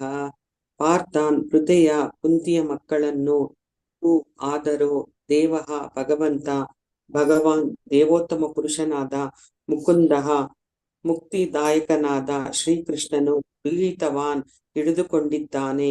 ಸ ಜೊತೆಯಲ್ಲಿ ಕ್ಷಿತಿ ದೇವದೇವಃ ಬ್ರಾಹ್ಮಣರು ಮತ್ತು ದೇವತೆಗಳೊಡನೆ ಆಸ್ತೆ ಇರುತ್ತಾನೆ.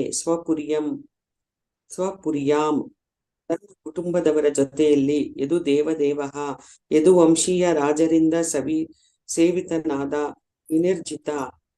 ವಿನಿರ್ಜಿತ ಗೆಲ್ಲಲ್ಪಟ್ಟ ಅಶೇಷ ಅಮಿತ ನೃದೇವ ರಾಜರ ದೇವಃ ಒಡೆಯರುಳ್ಳ. ಅನುವಾದ. ದೇವೋತ್ತಮ ಪುರುಷ ಭಗವಾನ್ ಶ್ರೀಕೃಷ್ಣನು ಕುಂತಿ ಪುತ್ರನನ್ನು ತನ್ನ ಬಂಧುಗಳೆಂದು ಅಂಗೀಕರಿಸಿದ್ದಾನೆ. ಜಗತ್ತಿನ ಎಲ್ಲಾ ಮಹಾರಾಜರು ಶ್ರೀಕೃಷ್ಣನೊಂದಿಗಿದ್ದಾರೆ. ಅವನು ಯದುವಂಶದ ಎಲ್ಲಾ ಮಹಾರಾಜರು ಮತ್ತು ರಾಜಕುಮಾರರೊಂದಿಗೆ ತನ್ನ ಕುಟುಂಬದ ಸಕಲ ಸದಸ್ಯರೊಂದಿಗೆ ತನ್ನ ಧಾಮದಲ್ಲಿದ್ದಾನೆ. ಯದುವಂಶದ ಮಹಾರಾಜರು ಅಮಿತ ಸಂಖ್ಯೆಯ ರಾಜರುಗಳನ್ನು ಗೆದ್ದವರು. ಶ್ರೀಕೃಷ್ಣ ಅವರೆಲ್ಲರ ಪ್ರಭು. ಭಾವಾರ್ಥ. ಪುತ್ರರಾದ ಪಾಂಡವರೊಡನೆ ರಾಜಕೀಯ ಮೈತ್ರಿ ಮಾಡಿಕೊಳ್ಳುವಂತೆ ವಿದುರನು ಧೃತರಾಷ್ಟ್ರನಿಗೆ ಒಳ್ಳೆಯ ಸಲಹೆ ನೀಡಿದನು. ಸೋದರ ಸಂಬಂಧಿಯಾಗಿ ಶ್ರೀಕೃಷ್ಣನು ಪಾಂಡವರಿಗೆ ಆಪ್ತ ಬಂಧುವಾಗಿದ್ದಾನೆಂದು ಅವನು ಅವರಿಗೆ ಮೊದಲಿಗೆ ತಿಳಿಸಿದನು. ಶ್ರೀಕೃಷ್ಣನು ದೇವೋತ್ತಮ ಪರಮ ಪುರುಷನಾದ್ದರಿಂದ ಅವನು ವಿಶ್ವದ ವಿದ್ಯಮಾನಗಳ ನಿಯಂತ್ರಕರಾದ ಬ್ರಾಹ್ಮಣರು ಮತ್ತು ದೇವತೆಗಳಿಂದ ಪೂಜಾರನಾದವನು. ಅಲ್ಲದೆ ಭಗವಾನ್ ಶ್ರೀಕೃಷ್ಣ ಮತ್ತು ಯದುವಂಶದ ರಾಜ ಮನೆತನಕ್ಕೆ ಸೇರಿದ ಅವನ ಕುಟುಂಬದ ಸದಸ್ಯರು ಜಗತ್ತಿನ ಸಕಲ ರಾಜರನ್ನೂ ಜಯಿಸಿದವರು. ಕ್ಷತ್ರಿಯರು ವಿವಿಧ ರಾಜ್ಯಗಳ ರಾಜರೊಂದಿಗೆ ಯುದ್ಧ ಮಾಡುತ್ತಿದ್ದರು. ಅವರ ಬಂಧುಗಳನ್ನೆಲ್ಲ ಜಯಿಸಿದ ಬಳಿಕ ಅವರ ಸುಂದರ ರಾಜಕುಮಾರಿಯರನ್ನು ಅಪಹರಿಸುತ್ತಿದ್ದರು. ಈ ಪದ್ಧತಿಯು ಪ್ರಶಂಸನೀಯವಾಗಿತ್ತು, ಏಕೆಂದರೆ ಕ್ಷತ್ರಿಯರನ್ನು ಜಯಿಸುವ ಶೌರ್ಯದ ಆಧಾರದ ಮೇಲೆ ರಾಜಕುಮಾರಿಯರು ಮತ್ತು ಕ್ಷತ್ರಿಯರ ವಿವಾಹವಾಗುತ್ತಿತ್ತು. ಯದುವಂಶದ ಎಲ್ಲಾ ತರುಣ ರಾಜರು ಈ ರೀತಿ ಶೌರ್ಯ ಪರಾಕ್ರಮದ ಬಲದಿಂದ ಉಳಿದ ರಾಜಕುಮಾರಿಯರನ್ನು ವಿವಾಹವಾಗಿದ್ದರು. ಹೀಗೆ ಅವರು ವಿಶ್ವದ ಉಳಿದ ರಾಜರುಗಳನ್ನೆಲ್ಲ ಜಯಿಸಿದವರಾಗಿದ್ದರು. ಅಲ್ಲದೆ ಬಾಲ್ಯದಲ್ಲೇ ಕಂಸ, ಜರಾಸಂಧರಂತಹ ರಾಕ್ಷಸರನ್ನು, ಬ್ರಹ್ಮ ಮತ್ತು ಇಂದ್ರನಂತಹ ಇಂದ್ರನಂತಹ ದೇವತೆಗಳನ್ನೂ ಜಯಿಸಿದ ಶ್ರೀಕೃಷ್ಣನ ಬೆಂಬಲ ಪಾಂಡವರಿಗಿರುವುದರಿಂದ ಅವರೊಡನೆ ಕದನ ಮಾಡುವುದು ಅಪಾಯಕಾರಿ ಎಂದು ವಿದುರ ತನ್ನ ಹಿರಿಯಣ್ಣನಿಗೆ ಮನವರಿಕೆ ಮಾಡಿಕೊಡಲು ಇಚ್ಛಿಸಿದನು. ಈಗ ಜಗತ್ತಿನ ಸಕಲ ಬಲವು ಪಾಂಡವರ ಹಿಂದೆ ಇತ್ತು. ಶ್ಲೋಕ 13. ಸ ಏಷ ದೋಷ ಪುರುಷದ್ವೇಟ್ ಆಸ್ತೆ ಗೃಹಾನ್ ಪ್ರವಿಷ್ಟಃ ಯಂ ಅಪತ್ಯಮತ್ಯಾಹ ಪುಷ್ಣಾಸಿ ಕೃಷ್ಣಾದ್ ವಿಮುಖಃ ಗತ ಶ್ರೀಃ ತ್ಯಜ ಆಶು ಅಶೈವಂ ಕುಲ ಕೌಶಲಾಯ ಸಹ ಏಷಃ ಇವನು ದೋಷರೂಪವಾಗಿ ಪುರುಷದ್ವಿಟ್ ಶ್ರೀಕೃಷ್ಣನ ಶತ್ರುವಾದ ಆಸ್ತೆ ಇರುತ್ತಾನೆ. ಗೃಹಾನ್ ಮನೆಯನ್ನು ಪ್ರವೇಶಿಸಿರುವ ಯಂ ಯಾವನನ್ನು ಅಪತ್ಯಮತ್ಯ ನಿನ್ನ ಮಗನೆಂಬ ಬುದ್ಧಿಯಿಂದ ಪುಷ್ಣಾಸಿ ಕಾಪಾಡುತ್ತೀಯೋ ಕೃಷ್ಣನಿಂದ ವಿಮುಖನಾದ ಗತಶ್ರೀಹಿ ಸರ್ವಮಂಗಳಹೀನನಾದ ತ್ಯಜ ಬಿಡು ಆಶು ಆದಷ್ಟು ಬೇಗ ಅಶೈವಂ ಅಮಂಗಳಕರನಾದ ಇವನನ್ನು ಕುಲ ವಂಶದ ಕೌಶಲಾಯ ಕ್ಷೇಮಕ್ಕಾಗಿ. ಅನುವಾದ: ಅಪರಾಧವೇ ಮೂರ್ತಿವೆತ್ತಂತ ದುರ್ಯೋಧನನ್ನು ನೀನು ನಿನ್ನ ಅಮೋಘ ಪುತ್ರನಂತೆ ಕಾಪಾಡುತ್ತಿರುವೆ. ಆದರೆ ಅವನು ಭಗವಾನ್ ಶ್ರೀಕೃಷ್ಣನ ಬಗ್ಗೆ ಈರ್ಷ್ಯಾಪರನಾಗಿದ್ದಾನೆ. ಹೀಗೆ ನೀನು ಶ್ರೀಕೃಷ್ಣನ ಭಕ್ತನಲ್ಲದವನನ್ನು ಕಾಪಾಡುತ್ತಿರುವುದರಿಂದ ಸಕಲ ಶ್ರೇಯಸ್ಕರ ಗುಣಗಳಿಂದಲೂ ವಂಚಿತನಾಗಿರುವೆ. ಆದಷ್ಟು ಬೇಗ ನೀನು ಈ ದೌರ್ಭಾಗ್ಯದಿಂದ ಬಿಡುಗಡೆ ಪಡೆದು ಇಡೀ ಕುಟುಂಬಕ್ಕೆ ಒಳಿತನ್ನು ಮಾಡು. ಭಾವಾರ್ಥ: ಸತ್ಪುತ್ರನನ್ನು ಅಪತ್ಯ ಎಂದು ಕರೆಯಲಾಗಿದೆ. ಅವನು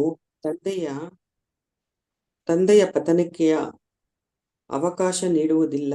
ತಂದೆ ನಿಧನ ಹೊಂದಿದಾಗ ದೇವೋತ್ತಮ ಪರಮಪುರುಷ ವಿಷ್ಣುವಿನ ಸಂತೃಪ್ತಿಗಾಗಿ ಆಹುತಿಗಳನ್ನು ಅರ್ಪಿಸಿ ನಿಧನ ಹೊಂದಿದ ತಂದೆಯ ಆತ್ಮವನ್ನು ಮಗ ರಕ್ಷಿಸಬಲ್ಲ. ಈ ಪದ್ಧತಿ ಇಂದಿಗೂ ಭಾರತದಲ್ಲಿ ಪ್ರಚಲಿತವಿದೆ.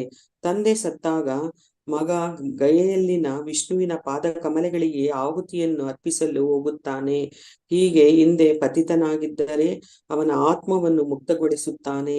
ಆದರೆ ಮಗ ವಿಷ್ಣುವಿನ ಶತ್ರುವಾಗಿದ್ದಲ್ಲಿ ಅಂತಹ ವೈರಭಾವದಿಂದ ಭಗವಾನ್ ವಿಷ್ಣುವಿನ ಪಾದ ಪದ್ಮಗಳಲ್ಲಿ ಅವನು ಯಜ್ಞ ಯಾಗಾದಿಗಳನ್ನು ಮಾಡುವುದು ಹೇಗೆ ಸಾಧ್ಯ?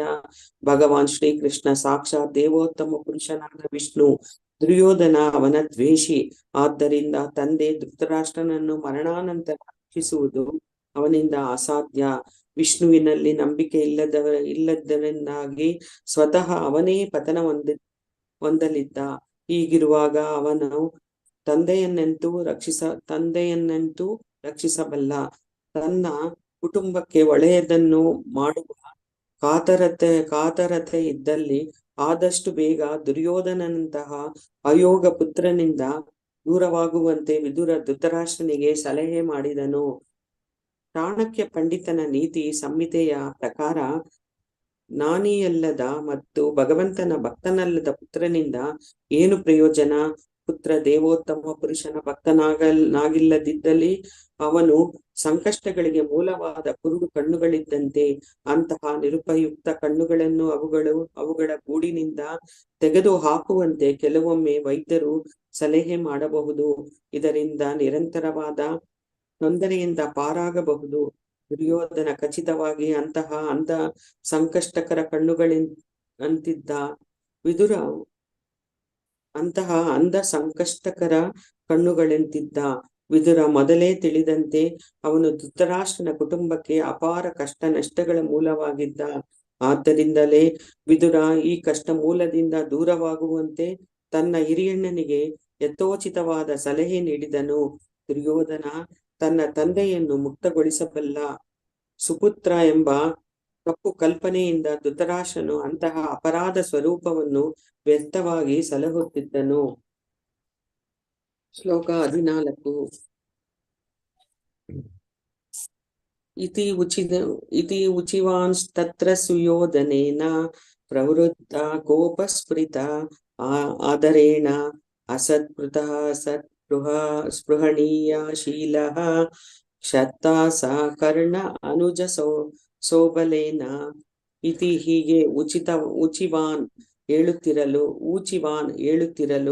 ತತ್ರ ಅಲ್ಲಿ ಸುಯೋಧನೇನ ದುರ್ಯೋಧನನಿಂದ ಪ್ರವೃದ್ಧ ಹೆಚ್ಚಿದ ಕೋಪ ರೋಷದಿಂದ ಸ್ಫುರಿತ ಅದುರುತ್ತಿರುವ ಅದರೇನ ತುಟಿಗಳುಳ್ಳ ಅಸತ್ಕೃತ ಅವಮಾನಿಸಲ್ಪಟ್ಟನು. ಸತ್ ಸ್ಪೃಹಣೀಯ ಶೀಲಃ ಪೂಜಾರ ಜನರಿಂದ ಅಪೇಕ್ಷಿಸಲ್ಪಡುವ ಗುಣಗಳುಳ್ಳ ಕ್ಷತ್ತ ವಿದುರನು ಸಹ ಜೊತೆಯಲ್ಲಿರುವ ಕರ್ಣ ಅನುಜ ತಮ್ಮಂದಿರು ಸೋಬಲೇನ ಶಕುನಿ ಇವರ ಅನುವಾದ. ಗೌರವಾನ್ವಿತ ವ್ಯಕ್ತಿಗಳಿಂದ ಯಾರ ವೈಯಕ್ತಿಕ ಚಾರಿತ್ರ್ಯವು ಪ್ರಶಂಸಿಸಲ್ಪಟ್ಟಿತೋ ಅಂತಹ ವಿದುರನು ಹೀಗೆ ಮಾತನಾಡುತ್ತಿದ್ದಾಗ ಕೋಪದಿಂದ ಕೊಬ್ಬಿದ ಮತ್ತು ತುಟಿಗಳು ಕಂಪಿಸುತ್ತಿದ್ದ ದುರ್ಯೋಧನನು ಅವನನ್ನು ಅಪಮಾನಿಸಿದನು. ದುರ್ಯೋಧನನು ಆಗ ಕರ್ಣ ತನ್ನ ಕಿರಿಯ ಸಹೋದರರು ಹಾಗೂ ಸೋದರ ಮಾವ ಶಕುನಿಯ ಜೊತೆ ಇದ್ದನು.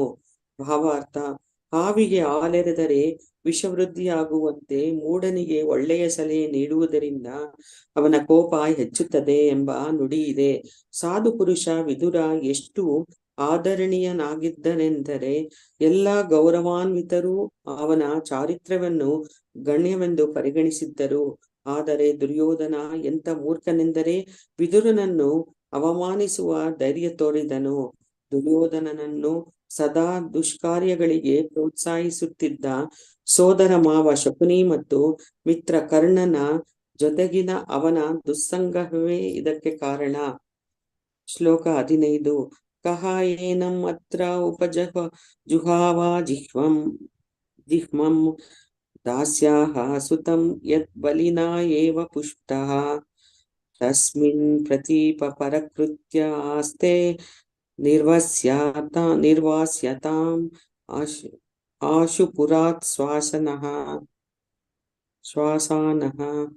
ಕಹ ಯಾರು, ಏನಂ ಇವನನ್ನು, ಅತ್ರ ಇಲ್ಲಿಗೆ, ಉಪಜುಹಾವ ಕರೆದರು, ಜಿಹ್ಮಂ ಕಪಟಿಯಾದ, ದಾಸ್ಯಾಹ ತೊತ್ತಿನ, ಸುತಂ ಮಗನಾದ, ಯತ್ ಯಾರ, ಬಲಿನ ಅನ್ನದಾನದಿಂದ, ಏವ ನಿಶ್ಚಯವಾಗಿ, ಪುಷ್ಟಃ ಬೆಳೆದನೋ, ತಸ್ಮಿನ್ ಅವನಲ್ಲಿಯೇ, ಪ್ರತೀಪಃ ಸೇಡುಳ್ಳವನಾಗಿ, ಪರಕೃತ್ಯ ಶತ್ರುಗಳ ಹಿತಾಸಕ್ತಿಯಲ್ಲಿ, ಆಸ್ತೆ ಇದ್ದಾನೆ, ನಿರ್ವಾಸ್ಯತಾಂ ಹೊರದೂಡಲ್ಪಡಲಿ, ಆಶು ಕೂಡಲೇ, ಪುರಾತ್ ಅರಮನೆಯಿಂದ, ಶ್ವಾಸಾನಃ ಕೇವಲ ಉಸಿರಾಡುತ್ತಿರುವ.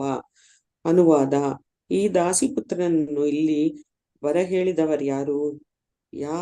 ಯಾರ ಪೋಷಣೆಯಿಂದ ಬೆಳೆದನೋ ಅವರ ಶತ್ರುಗಳ ಪರವಾಗಿಯೇ ಗೂಢಚಾರನ ಕೆಲಸ ಮಾಡುವಷ್ಟು ನೀಚ ಇವನು.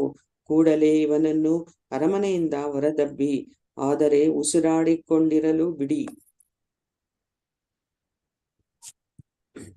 ಭಾವಾರ್ಥ: ವಿವಾಹವಾಗುವಾಗ ಕ್ಷತ್ರಿಯ ರಾಜರು ವಿವಾಹ ಮಾಡಿಕೊಂಡ ರಾಜಕುಮಾರಿಯ ಜೊತೆ ಕೆಲವು ಯುವತಿಯರನ್ನು ಕರೆತರುತ್ತಿದ್ದರು. ರಾಜನ ಪರಿಚಾರಿಕೆಯರಾದ ಈ ಯುವತಿಯರನ್ನು ದಾಸಿಯರೆಂದು ಅಥವಾ ಸೇವಕಿ ಪತ್ನಿಯರೆಂದು ಕರೆಯಲಾಗುತ್ತಿತ್ತು. ರಾಜನೊಂದಿಗೆ ನಿಕಟ ಸಂಬಂಧದಿಂದ ದಾಸಿಯರಿಗೆ ಮಕ್ಕಳಾಗುತ್ತಿತ್ತು. ಇಂತಹ ಮಕ್ಕಳನ್ನು ದಾಸಿಪುತ್ರರೆಂದು ಕರೆಯಲಾಗುತ್ತಿತ್ತು. ಇಂತಹ ದಾಸಿಪುತ್ರರಿಗೆ ಸಿಂಹಾಸನದ ಮೇಲೆ ಹಕ್ಕಿಲ್ಲ. ಆದರೆ ಅವರು ಜೀವನ ನಿರ್ವಹಣೆಗೆ ರಾಜಕುಮಾರರಂತೆಯೇ ಸಕಲ ಸೌಭಾಗ್ಯಗಳನ್ನು ಪಡೆಯುತ್ತಿದ್ದರು. ವಿದುರ ಅಂತಹ ದಾಸಿಪುತ್ರರಲ್ಲಿ ಒಬ್ಬ. ಅವನನ್ನು ಕ್ಷತ್ರಿಯರ ಮಧ್ಯೆ ಪರಿಗಣಿಸುತ್ತಿರಲಿಲ್ಲ. ಧೃತರಾಷ್ಟ್ರ ತನ್ನ ಕಿರಿಯ ದಾಸಿಪುತ್ರ ಸಹೋದರನ ಬಗ್ಗೆ ತುಂಬಾ ಪ್ರೀತಿ ವಾತ್ಸಲ್ಯ ಹೊಂದಿದ್ದ. ವಿದುರನು ಧೃತರಾಷ್ಟ್ರನಿಗೆ ಪರಮ ಮಿತ್ರನೂ ದಾರ್ಶನಿಕ ಸಲಹೆಗಾರನೂ ಆಗಿದ್ದನು. ವಿದುರನು ಮಹಾತ್ಮ ಹಾಗೂ ತಮ್ಮ ಹಿತಾಕಾಂಕ್ಷಿ ಎಂಬುದು ದುರ್ಯೋಧನನಿಗೆ ಚೆನ್ನಾಗಿ ಗೊತ್ತಿತ್ತು. ಆದರೆ ದುರದೃಷ್ಟವಶಾತ್ ತನ್ನ ಮುಗ್ಧ ಚಿಕ್ಕಪ್ಪನಿಗೆ ನೋವು ಉಂಟು ಮಾಡುವಂತಹ ಕಟು ಮಾತುಗಳನ್ನಾಡಿದನು. ಎಂಬುದನ್ನ ವಿದುರನ ಹುಟ್ಟಿನ ಬಗ್ಗೆ ನಿಂದಿಸಿದ್ದಷ್ಟೇ ಅಲ್ಲದೆ ಅವನನ್ನು ವಿಶ್ವಾಸಘಾತಕನೆಂದು ಕರೆದಿದ್ದ. ಏಕೆಂದರೆ ತನ್ನ ಶತ್ರುವೆಂದು ಭಾವಿಸಿದ್ದ ಯುಧಿಷ್ಠಿರನನ್ನು ವಿದುರ ಬೆಂಬಲಿಸುತ್ತಿದ್ದಾನೆಂಬುದು ದುರ್ಯೋಧನನ ಗ್ರಹಿಕೆಯಾಗುತ್ತಿತ್ತು. ವಿದುರನನ್ನು ಕೂಡಲೇ ಅರಮನೆಯಿಂದ ಹೊರಕ್ಕೆ ದಬ್ಬಿ ಅವನೆಲ್ಲ ಸ್ವತ್ತುಗಳನ್ನೂ ವಶಪಡಿಸಿಕೊಳ್ಳಬೇಕೆಂದು ದುರ್ಯೋಧನ ಬಯಸಿದನು. ಸಾಧ್ಯವಿದ್ದಲ್ಲಿ ಪ್ರಾಣವೊಂದು ಉಳಿಯುವ ತನಕ ಅವನ ಮೇಲೆ ಪ್ರಹಾರ ಮಾಡಬೇಕೆಂದು ದುರ್ಯೋಧನ ಬಯಸುತ್ತಿದ್ದ. ವಿದುರ ಪಾಂಡವರ ಗೂಢಚಾರನೆಂದು ಧೃತರಾಷ್ಟ್ರ ಮಹಾರಾಜನಿಗೆ ಅವರ ಪರವಾಗಿ ಸಲಹೆ ನೀಡುತ್ತಿದ್ದನೆಂದು ಅವನು ಆಪಾದಿಸಿದ. ಅರಮನೆಯ ಜೀವನದ ಪರಿಸ್ಥಿತಿ ಸನ್ನಿವೇಶಗಳು ಹಾಗೂ ರಾಜತಾಂತ್ರಿಕತೆಯ ಜಟಿಲತೆಗಳು ಹೇಗಿವೆ ಎಂದರೆ, ವಿದುರನಂತಹ ನಿರ್ದೋಷಿ ವ್ಯಕ್ತಿಯನ್ನು ಹೇಯ ಆಪಾದನೆಗಳಿಂದ ಶಿಕ್ಷಿಸಬಹುದು.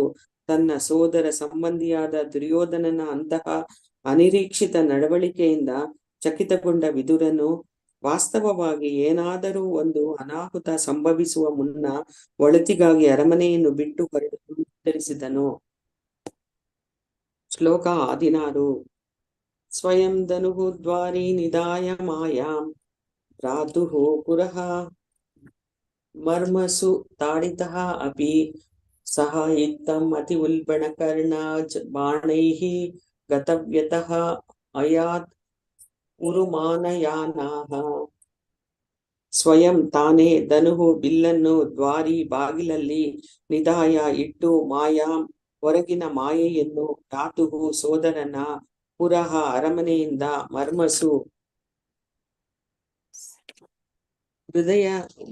ಹೃದಯದ ಮರ್ಮಸ್ಥಾನದ ತಾಡಿತಃ ಒಡೆಯಲ್ಪಟ್ಟವನಾಗಿ ಅಪಿ ಆದರೂ ಸಹ ಆ ವಿದುರನು ಇತ್ತಂ ಈ ರೀತಿ ಅತಿ ಉಲ್ಬಣ ಕಠೋರವಾದ ಕರ್ಣ ಕಿವಿಗಳಿಗೆ ಬಾಣಗಳಿಂದ ಗತವ್ಯತಃ ದುಃಖರಹಿತನಾಗಿ ಅಯಾತ್ ಹೊರಟು ಹೋದನು.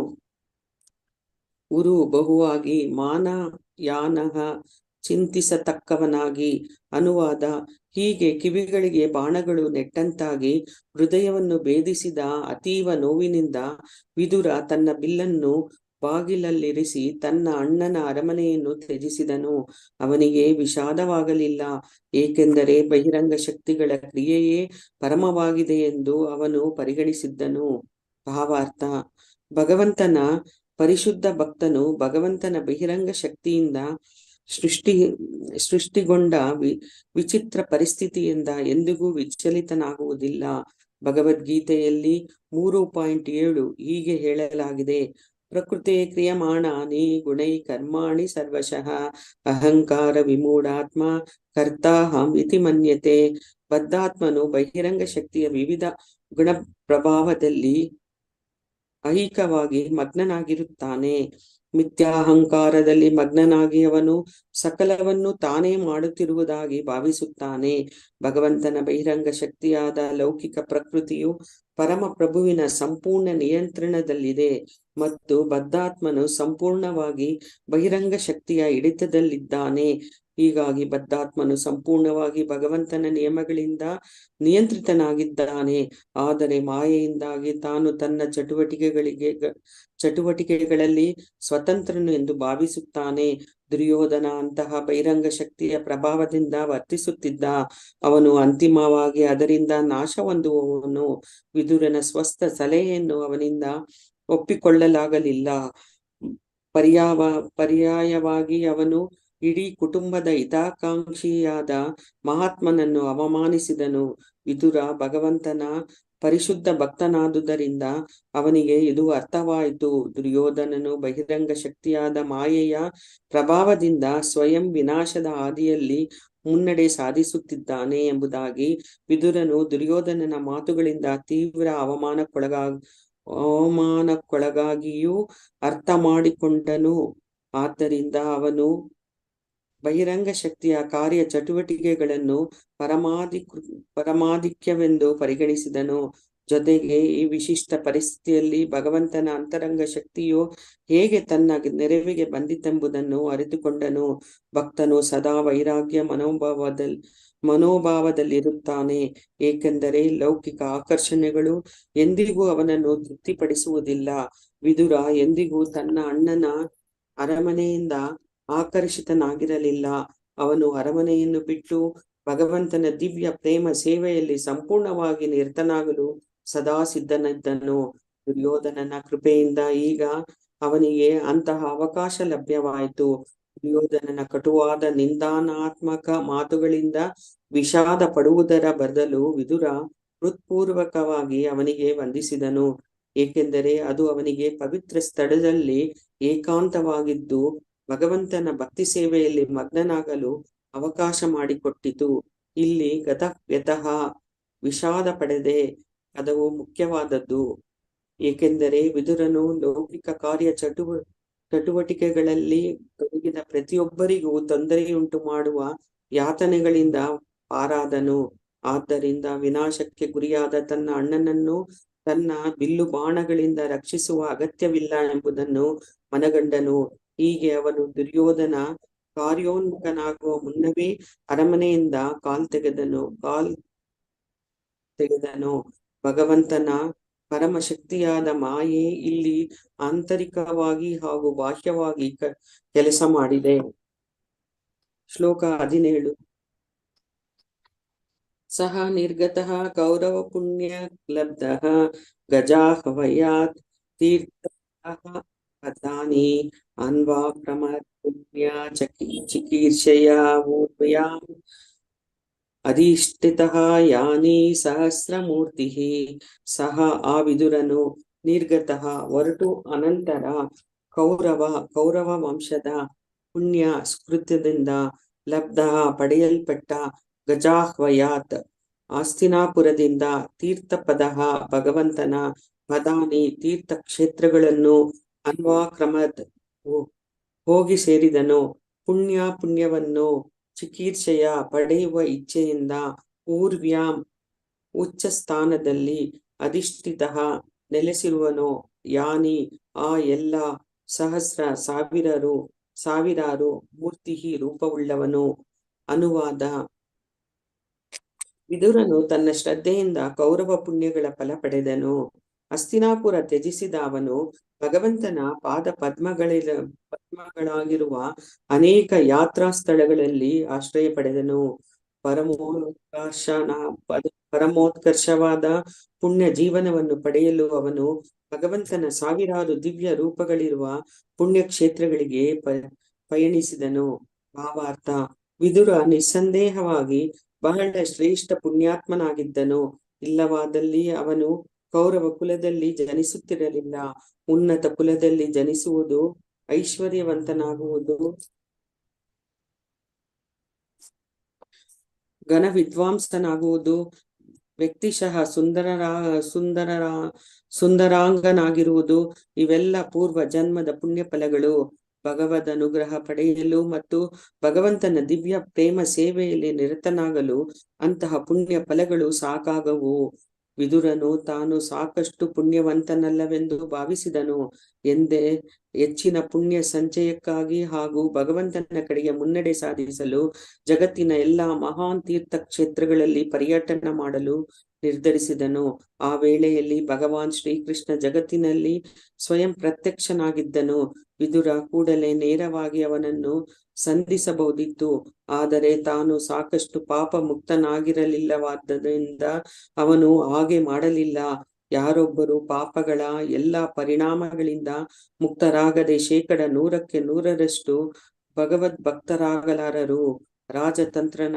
ತಂತ್ರಜ್ಞರಾದ ಧೃತರಾಷ್ಟ್ರ ಮತ್ತು ದುರ್ಯೋಧನರ ಸಹವಾಸದಿಂದಾಗಿ ತಾನು ಪುಣ್ಯ ಕಳೆದುಕೊಂಡಿರುವುದು ವಿದುರನ ಅರಿವಿಗೆ ಬಂದಿತ್ತು. ಆದ್ದರಿಂದ ಅವನು ಭಗವಂತನೊಂದಿಗೆ ಕೂಡಲೇ ಸಹವಾಸ ಮಾಡಲು ಯೋಗ್ಯನಾಗಿರಲಿಲ್ಲ. ಭಗವದ್ಗೀತೆಯ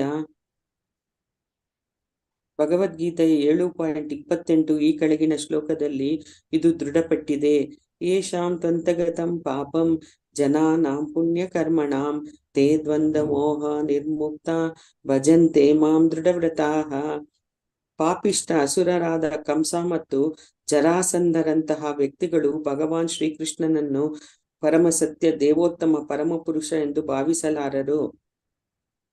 ಧರ್ಮಗ್ರಂಥಗಳಲ್ಲಿ ಗೊತ್ತುಪಡಿಸಲಾಗಿರುವ ಧಾರ್ಮಿಕ ಜೀವನದ ನಿಯಂತ್ರಿತ ತತ್ವಗಳನ್ನು ಅನುಸರಿಸುವ ಶುದ್ಧ ಭಕ್ತರಿಂದ ಮಾತ್ರ ಕರ್ಮಯೋಗದಲ್ಲಿ ಮತ್ತು ಅನಂತರ ಜ್ಞಾನಯೋಗದಲ್ಲಿ ತೊಡಗುವುದು ಸಾಧ್ಯ. ಆಮೇಲೆ ಶುದ್ಧ ಧ್ಯಾನದ ಮೂಲಕ ಶುದ್ಧ ಅರಿವು ಸಾಧ್ಯ. ದೈವ ಪ್ರಜ್ಞೆ ಬೆಳೆದ ಮೇಲೆ ಯಾರೊಬ್ಬರು ಪರಿಶುದ್ಧ ಭಕ್ತರ ಸತ್ಸಂಗದ ಲಾಭ ಪಡೆಯಬಹುದು. ಸ್ಯಾನ್ ಮಹತ್ ಸೇವೆಯ ವಿಪ್ರಾಹ ಪುಣ್ಯ ತೀರ್ಥಾನಿ ಸೇವಣಾತ್. ಯಾರೊಬ್ಬರು ಈ ಜನ್ಮದಲ್ಲಿ ಭಗವಂತನ ಸಾನ್ನಿಧ್ಯ ಹೊಂದುವುದು ಸಾಧ್ಯ. ಯಾತ್ರಿಕರ ಪಾಪ ನಿವಾರಣೆಗೆಂದೇ ತೀರ್ಥಕ್ಷೇತ್ರಗಳು ಇವೆ.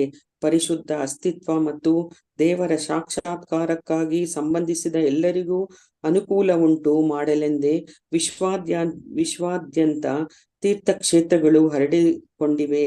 ಯಾರೊಬ್ಬರು ತೀರ್ಥಕ್ಷೇತ್ರಗಳಿಗೆ ಭೇಟಿ ಕೊಡುವುದರಲ್ಲೇ ಮತ್ತು ವಿಧಿಸಲ್ಪಟ್ಟ ಕರ್ತವ್ಯ ನಿರ್ವಹಣೆಯಷ್ಟರಲ್ಲೇ ತೃಪ್ತಿ ಪಟ್ಟುಕೊಳ್ಳಬಾರದು. ಅವರು ಈಗಾಗಲೇ ಅಲ್ಲಿದ್ದು ಭಗವಂತನ ಸೇವೆಯಲ್ಲಿ ತೊಡಗಿರುವ ಮಹಾತ್ಮರನ್ನು ಸಂಧಿಸಲು ಕಾತರರಾಗಿರಬೇಕು. ಪ್ರತಿಯೊಂದು ತೀರ್ಥಕ್ಷೇತ್ರದಲ್ಲೂ ಭಗವಾನ್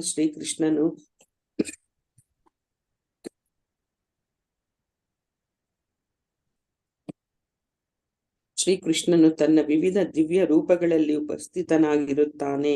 ಈ ರೂಪಗಳನ್ನು ಅರ್ಚಾಮೂರ್ತಿಗಳೆಂದು ಅಥವಾ ಶ್ರೀಸಾಮಾನ್ಯರು ಸುಲಭವಾಗಿ ಮೆಚ್ಚಿಕೊಳ್ಳಬಹುದಾದ ಭಗವಂತನ ರೂಪಗಳೆಂದು ಕರೆಯಲಾಗಿದೆ. ಭಗವಂತನು ತಮ್ಮ ಐಕ ಇಂದ್ರಿಯಗಳಿಗೆ ಅತೀತನಾದವನು. ಅವನನ್ನು ನಮ್ಮ ಈ ಕಣ್ಣುಗಳಿಂದ ನೋಡಲಾಗದು ಅಥವಾ ಈ ಕಿವಿಗಳಿಂದ ಕೇಳಲಾಗದು. ನಮಗೆ ನಮ್ಮ ಭಗವತ್ ಸೇವೆಯ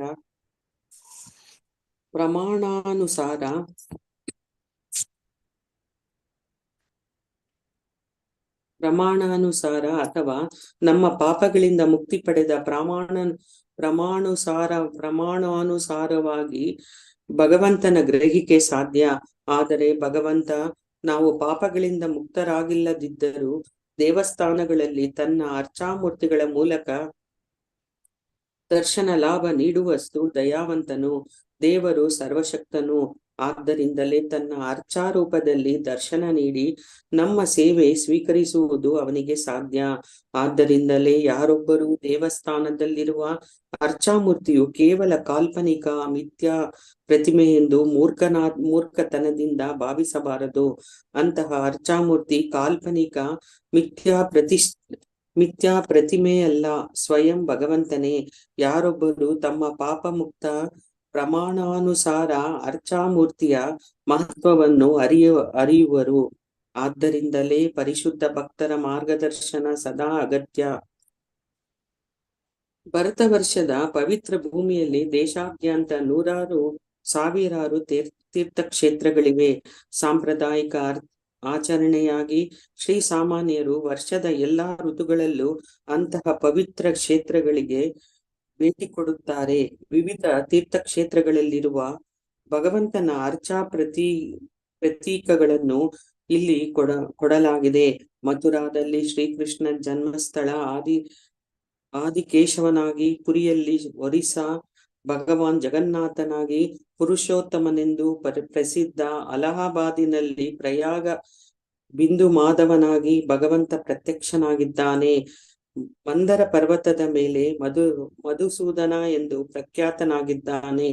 ಆನಂದಾರಣ್ಯದಲ್ಲಿ ಭಗವಂತ ವಾಸುದೇವ, ಪದ್ಮನಾಭ ಮತ್ತು ಜನಾರ್ದನನೆಂದು ಪ್ರಖ್ಯಾತ. ವಿಷ್ಣು ಕಾಂಚಿಯಲ್ಲಿ ಅವನು ವಿಷ್ಣುವೆಂದು, ಮಾಯಾಪುರದಲ್ಲಿ ಹರಿಯೆಂದು ಪ್ರಖ್ಯಾತನು. ವಿಶ್ವಾದ್ಯಂತ ಭಗವಂತನ ಇಂತಹ ಲಕ್ಷಾಂತರ ಅರ್ಚಾರೂಪಗಳು ಹರಡಿಕೊಂಡಿವೆ. ಈ ಎಲ್ಲ ಅರ್ಚಾಮೂರ್ತಿಗಳನ್ನು ಚೈತನ್ಯ ಚರಿತಾಮೃತದಲ್ಲಿ ಹೀಗೆ ಸಂಗ್ರಹಿತವಾಗಿ ಹೇಳಲಾಗಿದೆ. ಸರ್ವತ್ರ ಪ್ರಕಾಶ ತ್ರಾಣ ಭಕ್ತೆ ಸುಖದಿತೆ, ಜಗತೇರ ಅಧರ್ಮನಾಶಿ ಧರ್ಮಸ್ಥಾಪಿತೆ. ಭಗವಂತನು ಭಕ್ತರಿಗೆ ಸಂತೋಷ ಕೊಡಲು, ಶ್ರೀಸಾಮಾನ್ಯರಿಗೆ ತಮ್ಮ ಪಾಪ ವಿಮೋಚನೆಗೆ ಸೌಕರ್ಯ ಒದಗಿಸಲು ಹಾಗೂ ವಿಶ್ವದಲ್ಲಿ ಧಾರ್ಮಿಕ ತತ್ವಗಳನ್ನು ಸ್ಥಾಪಿಸಲು ಪ್ರಪಂಚಾದ್ಯಂತ ಹರಡಿಕೊಂಡಿದ್ದಾನೆ. ಮಾತಾಜಿ 4:15 ಆಯ್ತು, ಸಾಕು ಮಾತಾಜಿ, ನಾಳೆ ಬದು. ಓಕೆ. ಹರೇ ಕೃಷ್ಣ. ಹದಿನೆಂಟನೇ ಶ್ಲೋಕದಿಂದ ನಾಳೆ ಕಂಟಿನ್ಯೂ ಮಾಡೋಣ ಮಾತಾಜಿ. ಹರೇ ಕೃಷ್ಣ.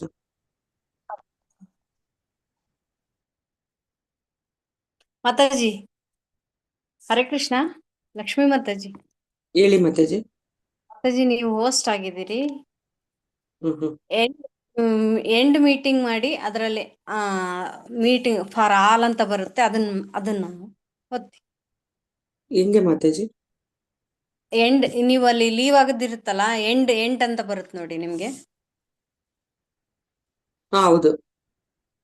ಆ ಎಂಡ್ ಫಾರ್ ಆಲ್ ಅಂತ ಇತ್ತಲ್ಲ ಮೀಟಿಂಗ್, ಹಾ. ರೆಡ್ ಇದ್ರೆ ಕೆಳಗೆ ಇದೆಯಾ?